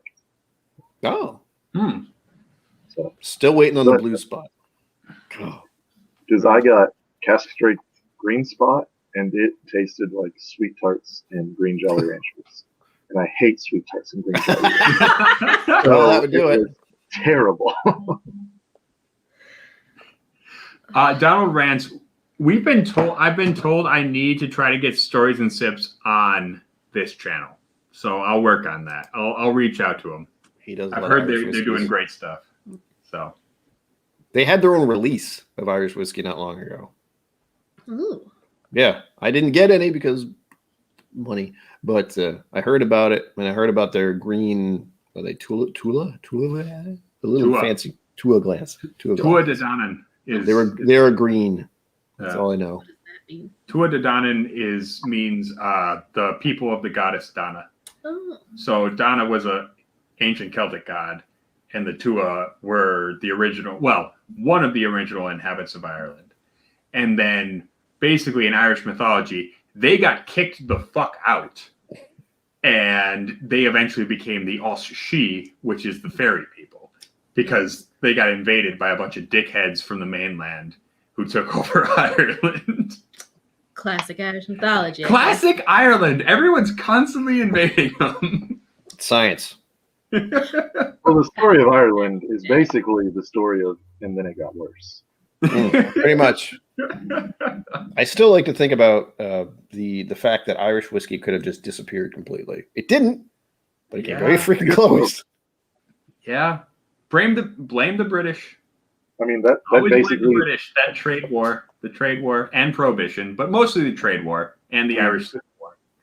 Could you imagine if American whiskey was only Jack Daniels and Jim Beam? 'Cause that's basically what happened to Ireland. Yeah, there was infighting. There was infighting for the longest time, and then they're finally like, "Wait, truce! We're gonna die if we don't truce." Yeah. Well, the craziest thing is that the two sides of the Irish Civil War didn't come together until last year, like middle of the year, Fianna Fáil and Fine Gael finally formed a coalition unity government. It took them forever to actually like come together. So like the Irish Civil War didn't technically end until like last year. And We've been then at this long enough. Just drink some whiskey and chill out. Learning so much today. I I did not know, plan right? on that. Eric McDaniel, my grandfather and my ma are from Aglish in Tipperary. It's just north of Boris O'Kane. Good Rowan. Yeah. I'm curious now. You asked about heritage, and I was like, I almost know that. Let me just check 23andMe, and I'll let you know. I'm one of those conspiracy guys that will never do that. They have my DNA. Oh no, they're gonna clone me. Oh, they caught like that one famous murderer because like someone in his family did a DNA test, Nice. and then they subpoenaed them, and they were like, "Oh, this guy's related to like this famous murderer." So they figured out who of his family lived in the area, and they found him. DNA just mysteries. We'll find out if you murdered someone. Dun dun dun. That should be Like, the I haven't tag. murdered anyone, but I would need to keep my options open. I don't. Yeah, it's like just in case. Just in case. 23andMe is like, find out which one of your cousins is a murderer. Are you related to Jack the Oh, Ripper? no, I got that down. They can just ask. They don't have to. I don't need a test. They're very upfront about that information. Let's see here. 99.7% British and Irish. What a shock. That was like, who's the actor from Community? Who played but technically I'm homeless. Oh, he wasn't in Community. Not Community. Ben Schwartz. Ben Schwartz I think from that's it. what was it? Parks and Rec. Parks and Rec. Yes. Where he put up his 23andMe results. It was like 99% Ashkenazi Jewish. Yeah. It was like, who saw that coming? One He of the said try that. guys did Not that. paying attention. Yeah. I think he put it up and was like, my results came with a copy of Fiddler on the Roof was the punchline. Well, I did see that the Try Guys doing that thing. That was hilarious. Yeah, what's his face came back and he was like 99 point something percent Ashkenazi, Yeah. which I may have slaughtered that, and I'm very sorry. It's fine. It's fine. I think it is really fun for those people who get like 99.99% and they're just like, oh, like so disappointed. It's like, yeah, I mean, reality. Yeah. Yeah. I got County Galway and County Dublin as the top two. Nice. There you Then go. it's Mayo and Cork. So I have an uncle who like traced the Weddell name back, and if I remember correctly, like 3 Weddells immigrated. One died, one was never heard from again, and one went home. So we don't know where we came from. We think it's just like somebody was running from the law, went through the graveyard where like that one Weddell was buried, and he's like, never heard that name before. That's me now. And like, just Yoink. that's how it started. Oh. An old school yoink right there. Do we know why the one who went home? Was it because of My the guess is disappearing one and the dead one? That's a good point. Yeah, it was like, Watchmen, yeah, that's the long St. Patrick's Day for you. On Podrick Fela Mór. No, on Fala Pedrick Mór. The long St. Patrick's Day. I am glad I took this St. Patrick's Day off because I do remember last year just you getting blitzed in the background while I'm working. Oh yeah, that definitely happened. She was right over there, like working, and I was just like, "Fuck it, I'm gonna get drunk." Honey, I'm going to stream today. Coronavirus thing. Also, yeah, Donald has a great mix. Belfast Unionists and Scottish Catholics. So what? So one side loves Margaret Thatcher with all of their heart, and the other hates her. That's how you get bipolar. I can say that because I have bipolar too. Well, I mean, there must have been some nighttime courtship involved in that, right? Probably. Like one of them's like, we shouldn't be like this anymore. It's Romeo and Juliet style. Yeah, Steve A is asking the right questions. How did that happen? Well, All I know. that's the best part about like Scottish history is because they're very much torn between like the Gaelic influence from Ireland and the Norman Anglo-Saxon influence from England. And so you can kind of divide the country in half, where the Catholics start and the Protestants start. And just that exact region is apparently where Donald Ranson's people are. Yeah, exactly. What is it? Willie from The Simpsons and his rant about Scott. Blank ruined blank. And it ends with, and the Scots ruined Scotland for the rest of us. It's like, way to go, Willie. Oh yeah. Right. But I you have know what made my appearance, so I'm gonna bounce. You were only in for like 5 minutes. I know, and that's all I wanted to do. She got here. This was She the looked best at who else was here. Know that. That's not true. I highly doubt that. Also, I have to shower, so Okay. have fun, you guys, Bye. but I'll not see too you. much fun. It was a great scene. St. Patrick's Day, we cannot have too much fun right now. Oh. All right. So I moved on to Redbreast 12 since he said we had to go back. Nice. That actually beat that was my favorite out of the lineup. I got Stanley Wagner Jr. sent me samples, like a sample pack. So it was the 12, the Listau, and the 15. And I did a stream where I tried all three at once.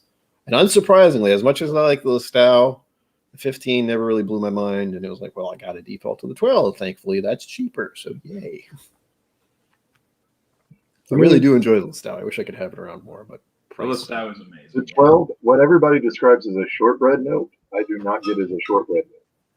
So, like, the number one note that everybody's, like, super pumped about in Redbreast 12, I'm not. Whereas Listau has a sherry finish, and I'm a self-described sherry slut. So I am all about Listau. Putting the lust back into Listau. There you go. 100%. Yeah. Watchman says Redbreast 12 is pretty much impossible to beat. I would agree with you. The cast strength I still love. I know we were talking about this earlier, that the recent cast strengths have fallen off. I haven't had a bad one yet, though. I've only had one of the new rebranding, though. I've only had the one, and I liked it. So I haven't had the others, to be fair. But I still think Redbreast cast strength has it going on based on my experiences. As I said, I only opened the bottle last night to try it again, and it was not what I remember, but it was still good. Yeah. I don't know if anybody has seen Giant Jeffrey, but if you look at how big a glass is in my hand versus how big a glass is in his hand, It's a legend. obviously 12 to 14 feet tall. Yes, You, at least. you gotta keep that Kirby hand strong, man. I mean, we've all. I mean, just. I'm moving on to the Fighting 69th, which is a new sourced whiskey. I just named reviewed that after like 2 the days ago. Irish battalion in the Civil War. I just reviewed that like 2 days ago for the first time. Oh, did you? Yes, it was very good. I mean, didn't blow my mind, but I was pleased with it, and especially finding out there was a giant amount of history that goes along with it, which I had no idea about until I started drinking it. Yeah. No, there's a Dropkick Murphy song about it where it's like, we're the Fighting 69th. That did pop up on Google. I was like, Yeah. Fighting 69th. All right, Cavalry, got it. Song? What? Where's the whiskey? Yeah. But It's good. I like. yeah, it's heavy on the grain whiskey notes, to be fair. Mhm. To be fair. God damn it. I'm getting drunk, so I'm gonna keep saying to be fair. I've noticed in the videos I do, I say lovely a lot, and it's like, oh god, I gotta stop doing that. I gotta stop saying lovely. So I've recorded some videos, and I have the biggest problem. I like to give 3 tasting notes, and that's it. Like, doesn't matter. Just like I stop at 3. And I feel so awkward because you got people like Eric Waite and like Ralphie who are like, Ralph, let me start reading my list, and it's like turning the page of tasting notes, and I'm like, I should probably just not do tasting note videos when you guys like that. I always I'm feel just gonna bad. do weird whiskey nerdy stuff. It smells like a spring field, like a lilac on a summer's day in June. And then I it's think so I- specific. It'll be like almond skins, not the meat, almond skins. Not the meat, And it'll the be like skins. dried lilac, not fresh. And and I'm there like, I Yeah. just like saying three. Tastes like bourbon to me. I think for the most part, most people probably only need 3 or 4 tasting notes to get the general idea of a whiskey. That's the thing I worry about is people who have that extensive, I guess, library of phrases they can use, and people who are just getting into whiskey. They're like, it's sweet. Yeah. And I always try, with me, it's always like, as Weddle was saying, it's a few, like 3 things, 4 things, and then you kind of move on. You're like, oh, this is what I got. I can look up if there's other things, but. Well, but there's certain people who will watch a video because they want to see a lot of in-depth tasting notes, and some people who just want a over the top. Yeah. But also, it's Arenu Borglöfe. So that is the rotten stomach review, rot gut review. Yeah. Unless you're pronouncing it like a Dubliner, which is Avrenu Borglöfe. So there you go. So the other thing is, like, when I taste whiskey, I'm like, oh, that's good. I finished it. Whereas a lot of those guys are like, I'm sitting down with it for an hour to pull all these notes out. And to me, that's not fun. Like, the fun part of whiskey for me is reading about it, talking about it, drinking it, that sort of thing. So I'm just never going to be like Eric Lee, Ralphie level of. I think that's more that appeals to the common person, not the common, but people who are just getting into whiskey and who are curious about it and don't want that. I don't want to say this in a negative way, but there is a certain amount of snobbery that comes once you start going through a long list and spending an exorbitant amount of time with it. And that's not a bad thing. I don't know about. I feel like the term snobbery has a very. I don't like the word either.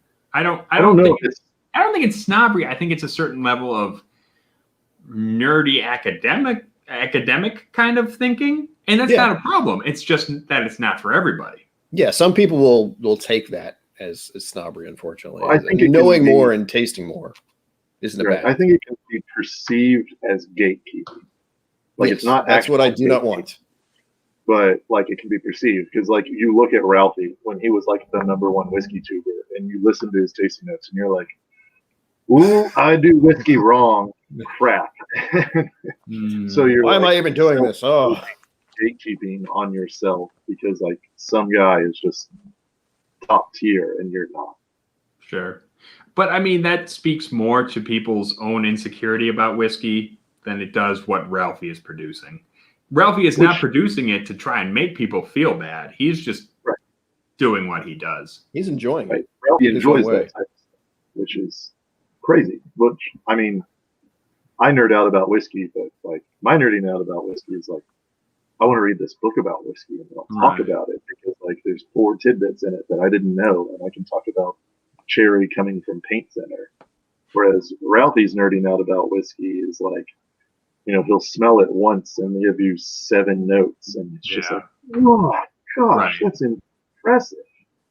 It is. And that's the thing. There are many different ways to enjoy whiskey. I do think there's a certain section of Whiskey Tube where people are just about smelling and tasting and learning to determine those specific notes, right? And other people are more engaged in the production process, or more engaged in how whiskeys work together. There's a lot of different ways to enjoy whiskey, and the history of whiskey. In the history of whiskey, we've got a lot of different people doing a lot of different stuff, and that's pretty cool. For me, Guy Davis is home. He's got a Knob Creek. Nice. My man, that's awesome. Glad to hear it. Everyone loves the knob. Yeah, no, we do. No, and that's the thing he's saying. I do love myself some Old Forester and some Knob Creek, some Elijah Craig. Fantastic stuff. Absolutely. I love accessible, available whiskey. No doubt. No doubt. Robert Rees has a good point, though. Maybe there's an angle for a new Whiskey Tube channel in trying to make in-depth tasting notes more accessible. That's a really good idea. I cannot do that. I mean, I would. just throwing Hey, it out there. Robert, if you're the man to try and do that, make a fucking channel. I'll promote it here. You know I will, for sure. I mean, so spoiler alert: the way you start picking out flavors is you have them with your whiskey. So if you're like, oh, does this taste like caramel? Buy it, buy a caramel, eat it, and then drink your whiskey and be like, is that similar? So Yeah. it would Hey, be relative. Jigwich Mateo, how you doing? ¿Cómo está tú? And I'm gonna AFK for a sec. Just Okay, that's Yeah. cool. BRB I'm gonna take you off the stream for a moment. If for the that's AFKness. BRB. Okay. All right. And also, we are coming into our last half hour of the stream. I've got to go because I've got to eat something and sober the fuck up before I have to go on with a professional goddamn client. So I've got about a half hour. So if you want to come on and hang out on the Rock Gut Review, now's your opportunity. I'm going to throw the link in the chat right now. Well, I'll find Yeah, those settings. use common whiskeys to help guide people via deductive tasting. And that's something I've run into a lot with my private tastings, is that people, if you don't have a certain level of familiarity with whiskey, it's hard to pick out individual notes. You just get blasted with a big, huge amount of just all the ridiculous shit, and it's hard to keep up with it. Yeah, there's a wall of flavors. Yeah. Yeah, no, I'm sorry. I'm sorry, Cliff. I got hired to do a fucking thing where I get paid good money to talk to people about whiskey. Fuck me, right? So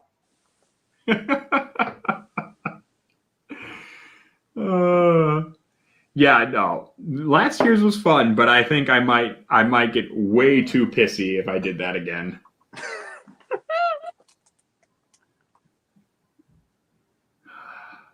Speaking of fun, this has been fun, but I am gonna dip. Thank you for having me. It was great happy seeing St. you. Patrick's. Same as Happy well. St. Patrick's, man. Thanks for I know coming I've been- on. I know I've been quiet, but I've been getting, how do I say this? These are weird headphones, so I've been getting like this strange buzzing noise that's been like, it feels like a javelin's going through one of my eyes. But that's just silly. Dude, you didn't. Ouch, that sucks. It's just kind of a thing. But you know what isn't paying? I'm used to doing the transitions because of talking a lot. Me leaving this call. But thanks Okay. again. Sorry. Slán. It was great seeing you, man.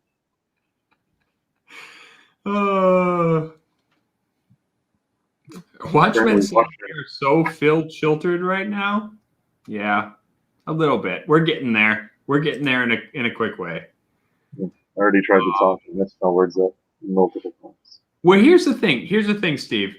If people are still around, I would probably keep going if I didn't have the tasting. If people are still around in the late evening, I may come back. So I know, obviously, there's some people who stream on Wednesdays, including Mash and Drum, and I can't remember who else because I'm a bad person, but somebody else is streaming on Wednesdays. So you should go watch them in the evening. Go watch them. Go hang out. Go check them out. You know, show them some love. Tell them Ed sent you. But maybe after they're done, if I'm not blackout drunk by that time, I will do an impromptu stream, a second year 2 And after dark, stream. Okay. So we'll maybe do that if I'm not blackout drunk. So hey, Cohen, good to see ya. How you doing? unbanned. Yeah, I know. Jason is having Whiskey Crusaders on tonight, so you should definitely go watch that. 8 p.m. Central, I believe.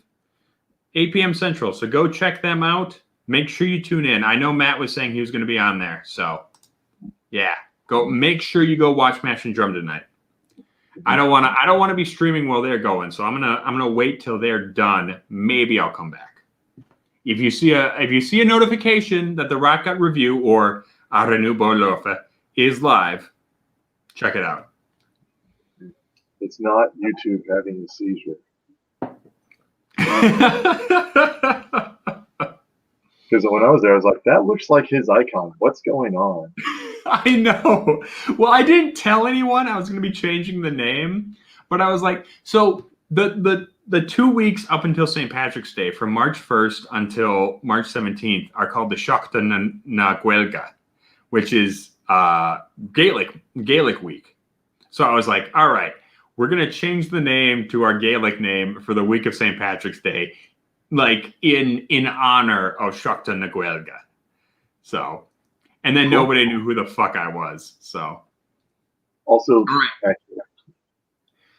I'm going to have one more pour. I need you guys to help me pick it out. What should we do? All right. I'm going to do... I've got a lot of Irish whiskey floating around here. All right. We can either do Teeling Small Batch. We could do Tipperary, the Knockmill Downs, or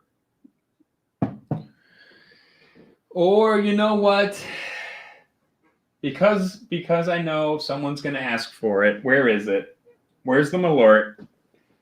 Actually, you know what? Here's something even better. I've got a new version of Malort. This is from Leatherby. This is their Malort Besk. So these are your three options. In the chat, which one should I drink? Teeling Small Batch, Tipperary Knockmill Downs, Leatherby Besk Malort for my last drink of the evening. Tell me in the chat. So someone said Malort before you even gave them the option. Oh, I figured that would probably happen. Bourbon Bites is saying new Malort. Eric McDaniel says a blend of each. Jim Morris says no Malort. I don't actually have Proper 12 in the house. We got rid of that bottle, man. We've got rid of that fucking bottle. I have a buddy who loves that stuff because he's a big. We have people who come in and buy it weekly. I don't quite get it, but whatever. They drink what they want. All right. Robert Reed says Tipperary. Bourbon Bite says Teeling. Wait, you already voted for New Malort. You can't vote twice. Come on. Donald Rand says Teeling. And Jim Morrison's the Knockmill Downs. Okay, so it looks like it's between... it's between Teeling and New Malort. So, all right. We're going to flip a coin. We'll flip a coin and see which one gets it. All right, so that's tails. That's heads. Heads is Teeling. Tails is New Malort. But I'll blend them either way. Heads. I'm drinking Teeling. Thank Christ. I will mix it with some Malort before I get off stream. I promise. I promise I will. Bourbon Bites, you get some Malort there to drink. I will do some Lord. Erica's brother actually bought me this Teeling Small Batch for my birthday, and I haven't actually had Teeling Small Batch in forever. And I tasted it, and I was like, "Oh my god, this is fantastic! I forgot how much I fucking love Teeling. It's so good." Like this one especially is just so, it's got that rum finish. God damn. It is some good shit. Love Prince says, think of the children. Hopefully they shouldn't be watching this show. Oh, I'm supposed to send some Malort to Matt. Okay, cool. Yes, I forgot to thank Cohen. Cohen sent me the Leatherby Malort Besk. So thank you, Cohen. Super generous gift. I am definitely going to be doing a full Malort stream, or not stream, but an episode. We're going to have the original Malort. We're going to have Malort barrel aged, and we're going to have the new Malort Besk. So, yeah, we'll do a full episode. And I think sometime in April, I don't remember what day, but me and Matt from Whiskey Crusaders are going to do a rye stream. So I will make sure to send him a sample of this so we can have it together. I promise. It's the Rock Cut review. That is a good point. Oh, nice. Which of the 7 do you have? Because I mean, there's quite a few. What 7 do you have, Cliff? All right. So just to be contrary, but slightly similar, since you have a rum finish Irish, I'm going to do rum finish Scotch. Oh, God. That Glenfiddich is so good. Isn't it? Oh, it's This amazing. is probably my favorite Glenfiddich. And I've had easy. I've had the Grand Cru or whatever it was. Yeah, no. I'm going to switch us back to the this style real quick. Yeah, I know, right? The elephant man. As long as there's only 2 of us. But yeah, no, the Fire and Cane, man, that is probably the best thing Glenfiddich's put out. I like the Grand Cru. The Grand Cru isn't bad, but it doesn't hold a candle to fucking Fire and Cane. Especially when the Fire and Cane's $50. Oh yeah. For $50, it's a buy. Like, people are like, I kind of like to buy this. Just buy it. Like, if you don't hate peat, this is a great whiskey. Oh man. Well, and it's only like 6 parts per million or 6 phenolic parts per million or something like that. Like it's not that much peat. But it does give you enough peat to counterbalance that rum cask, and it's And good. I mean, Glenfiddich is so mild and so well balanced, so floral that even 6 parts per million. If you just put that without the rum cask in there, it'd probably fucking steamroll. Yeah, that's true. Patrick Fulmer, the only Irish he has is Jameson Stout cask. Well, first of all, your name is Patrick. You ought to have some more Irish whiskey. Come on. But second of all, Jameson Stout cask is fucking amazing. So I have nothing against that motherfucker. Yeah. Project. It is good. I just prefer this to it, especially for the price. Because around me, I think the Project Double X is like $100 thereabout, whereas Fire and King 50. I haven't had the 20 yet. I don't know. I haven't had. I'll have to try it, but yeah. Cohen just bought Nepog Castle 14 for $53.99. That's a fucking good price for that. And O'Hara's Irish Stout. I did see you left a comment about that. I didn't get a chance to respond to it. I've never had O'Hara's. I don't know how that is. You'll have to tell me.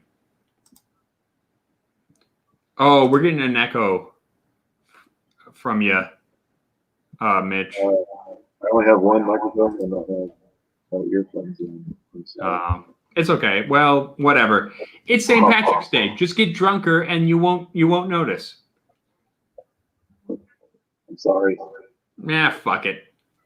This was never meant to be a good stream. This is a stream to celebrate getting pissed on YouTube. Halfway there. So you wake up, you have a muffin, and then you come on and drink like 6 whiskeys. Exactly. Yeah. All I had before drinking all this whiskey was a bowl of yogurt and a Guinness. I had a muffin and a glass of milk.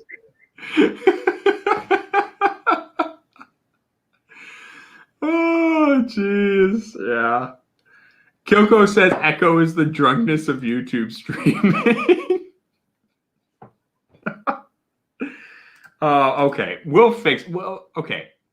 What is? Maybe it's from my end. Maybe if I turn down my mic a little bit, maybe then we'll have less of an echo. Yeah. Unfortunately, I'm doing the best I can. So Yeah. if you're like, no, it's you, my options are dropped out. Now I can't hear you though. That's the problem. If I turn down my mic, I can't hear you.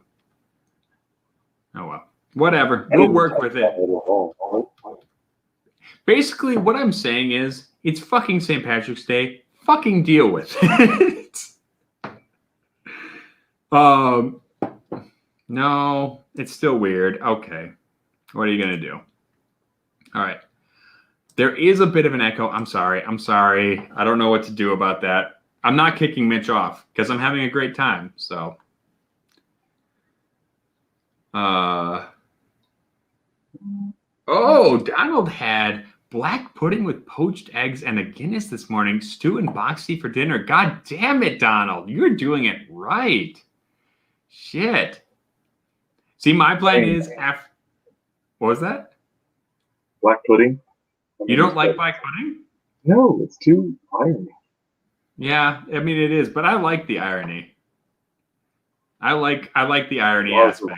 review, so. Yeah.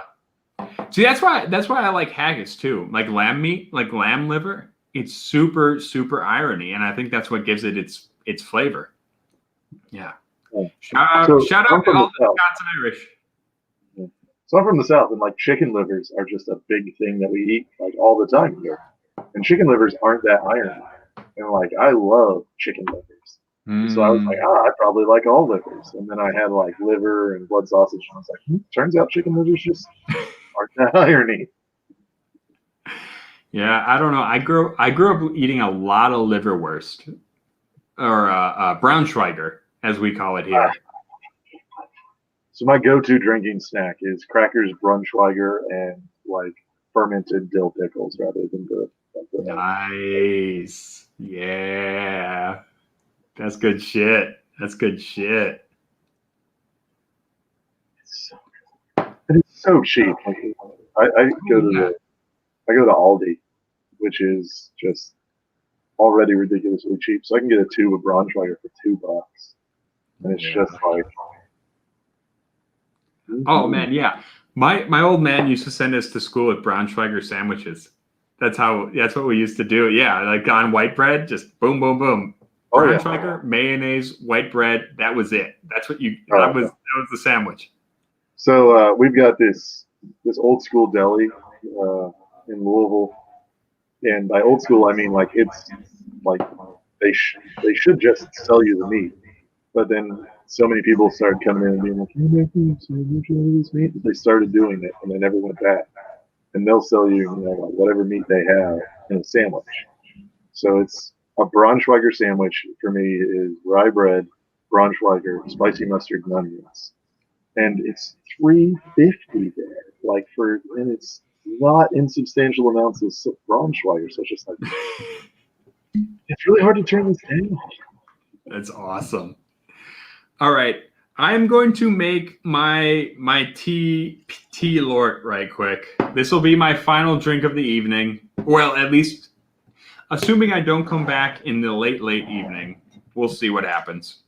I love how this is going to influence like all your tasting notes for your actual gig later on. You're going to be like, well, here's the thing. The beautiful thing about doing a professional tasting for people is I don't actually have to taste shit. I don't have to tell them. I could. Secret of the trade. You don't actually have to tell people like what you're tasting. You just have to give them a couple suggestions, and they'll go from there. When I do tastings, my joke is if you're not tasting alcohol, something's wrong. Yeah. So, right. So my first thing is I'll be like, anybody getting alcohol? And they'll be like, hey! And I'll be like, ta-da, we're all together. Yeah, no, that's my thing. That's my thing about doing professional tastings is like I always tell people like whatever the fuck you smell and taste is correct. And I truly believe that.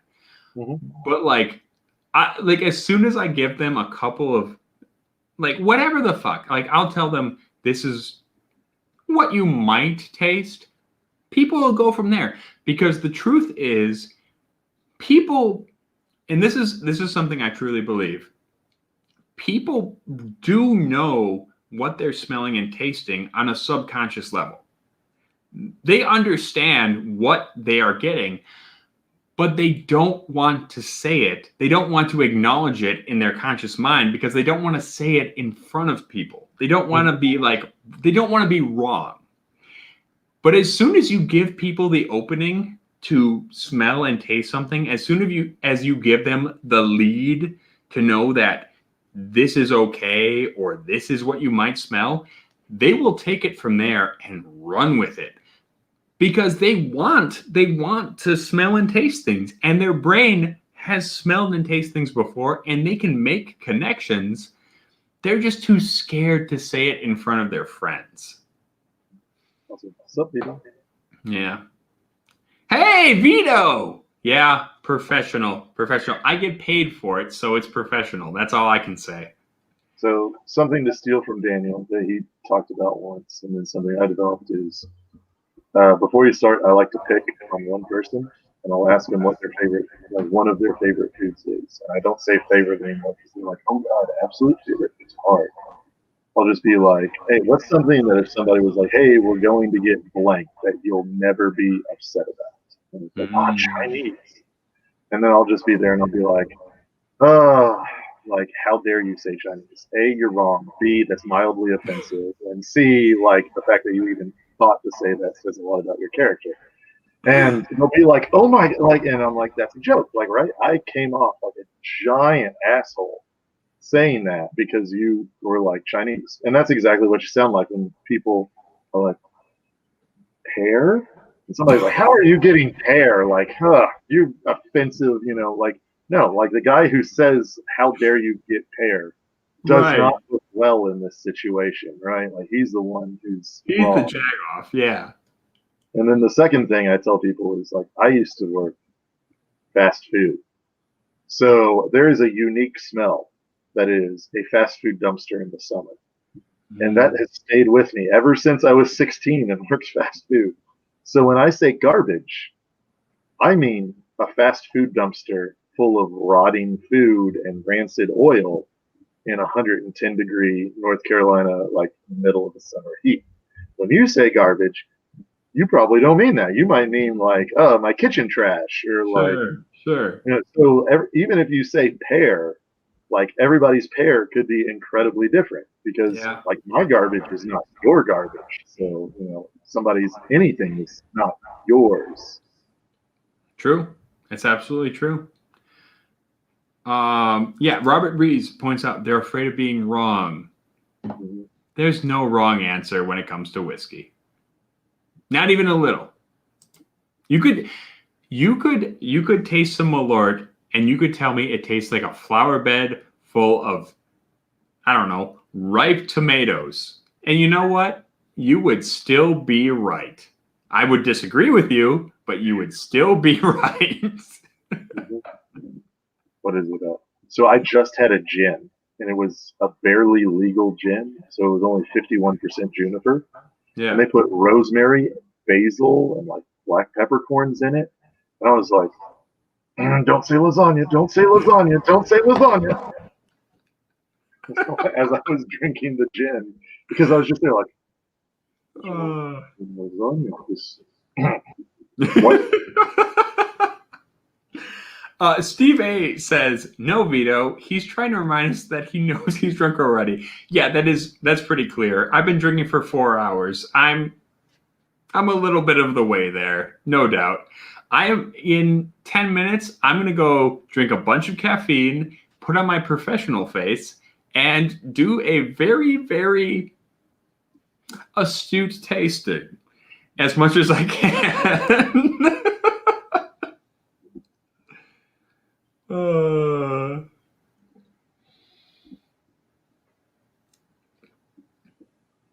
Honestly, this this new Malort from Leatherby, not as bad as I thought it would be. It's the best tasting note ever for Malort. Yeah, it's not as bad as it could have been. It's kind of grapefruit and black licorice, which is a lot better than what regular Malort is, I guess. Slightly like rye. Yeah, a little bit. This is Leatherby's Malort Besque liqueur. So it was originally labeled as just Malort. At some point, I think they had to change it to Malort Besque because I think Jepson's has some sort of trademark or some bullshit. But it is a Malort style Besque liqueur. So it's actually not bad. I like it. It's very grapefruity. Yeah, and mixing it with the Teeling was not bad at all.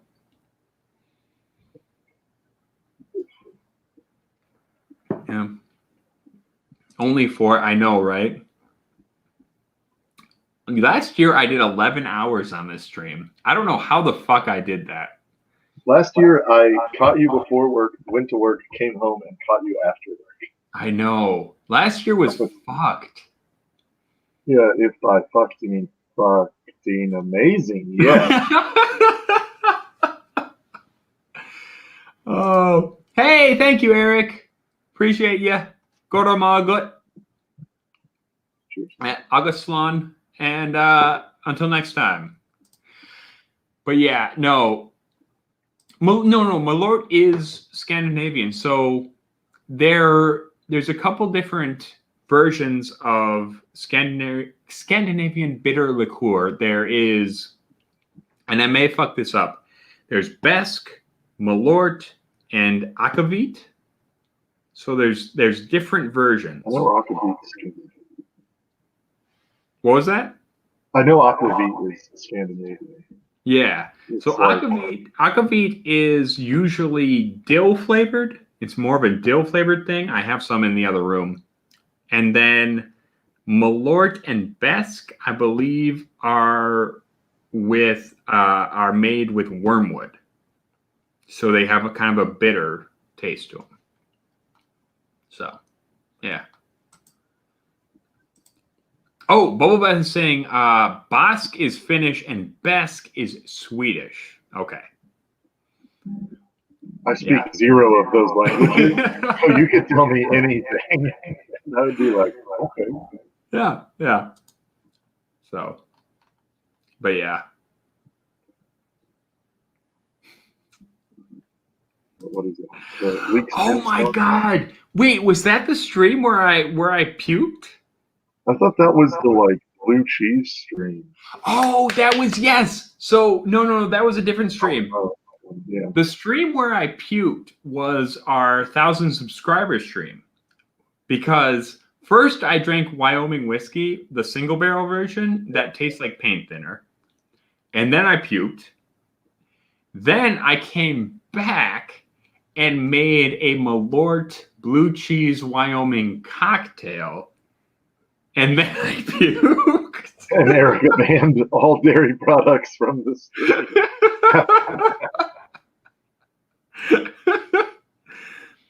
Oh wait, Sugar Kitty, I've only puked on 2 streams, I'm pretty sure. I mean, I'm not 100%, but I'm pretty sure.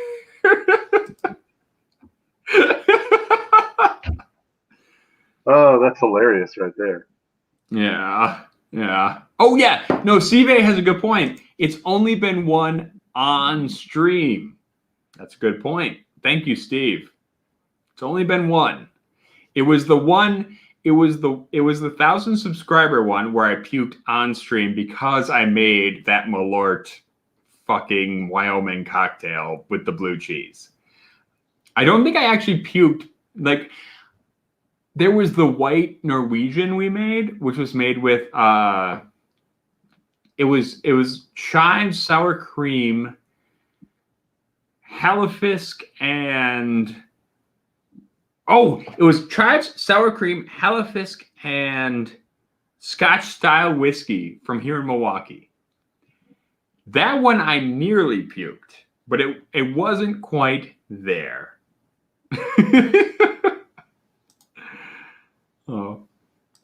Oh, Patrick, you don't have to worry about me. I don't care. I mean, Erica, it's her job to worry about it. Right? Erica's the one you should feel bad about. I don't give a shit. Oh, I forgot about the chowder cocktail. Yeah. I don't think I saw that. Oh, you didn't see that one? So, I mean, unfortunately, like I work second and third shift, so like so many of these whiskey strains, it's like I would love to, but I can only watch during lunch. So I've caught a lot of these on lunch. No, that's fair. That's fair. The chowder stream was I made an Imperial IPA chowder. It was canned. It was canned clam chowder mixed with Imperial IPA. I think it was a hazy IPA. That sounds like a lot of things I don't like mixed together. Oh, it was the worst. It was the worst. It was like the consistency was so bad. Which is weird because I love mussels and oysters.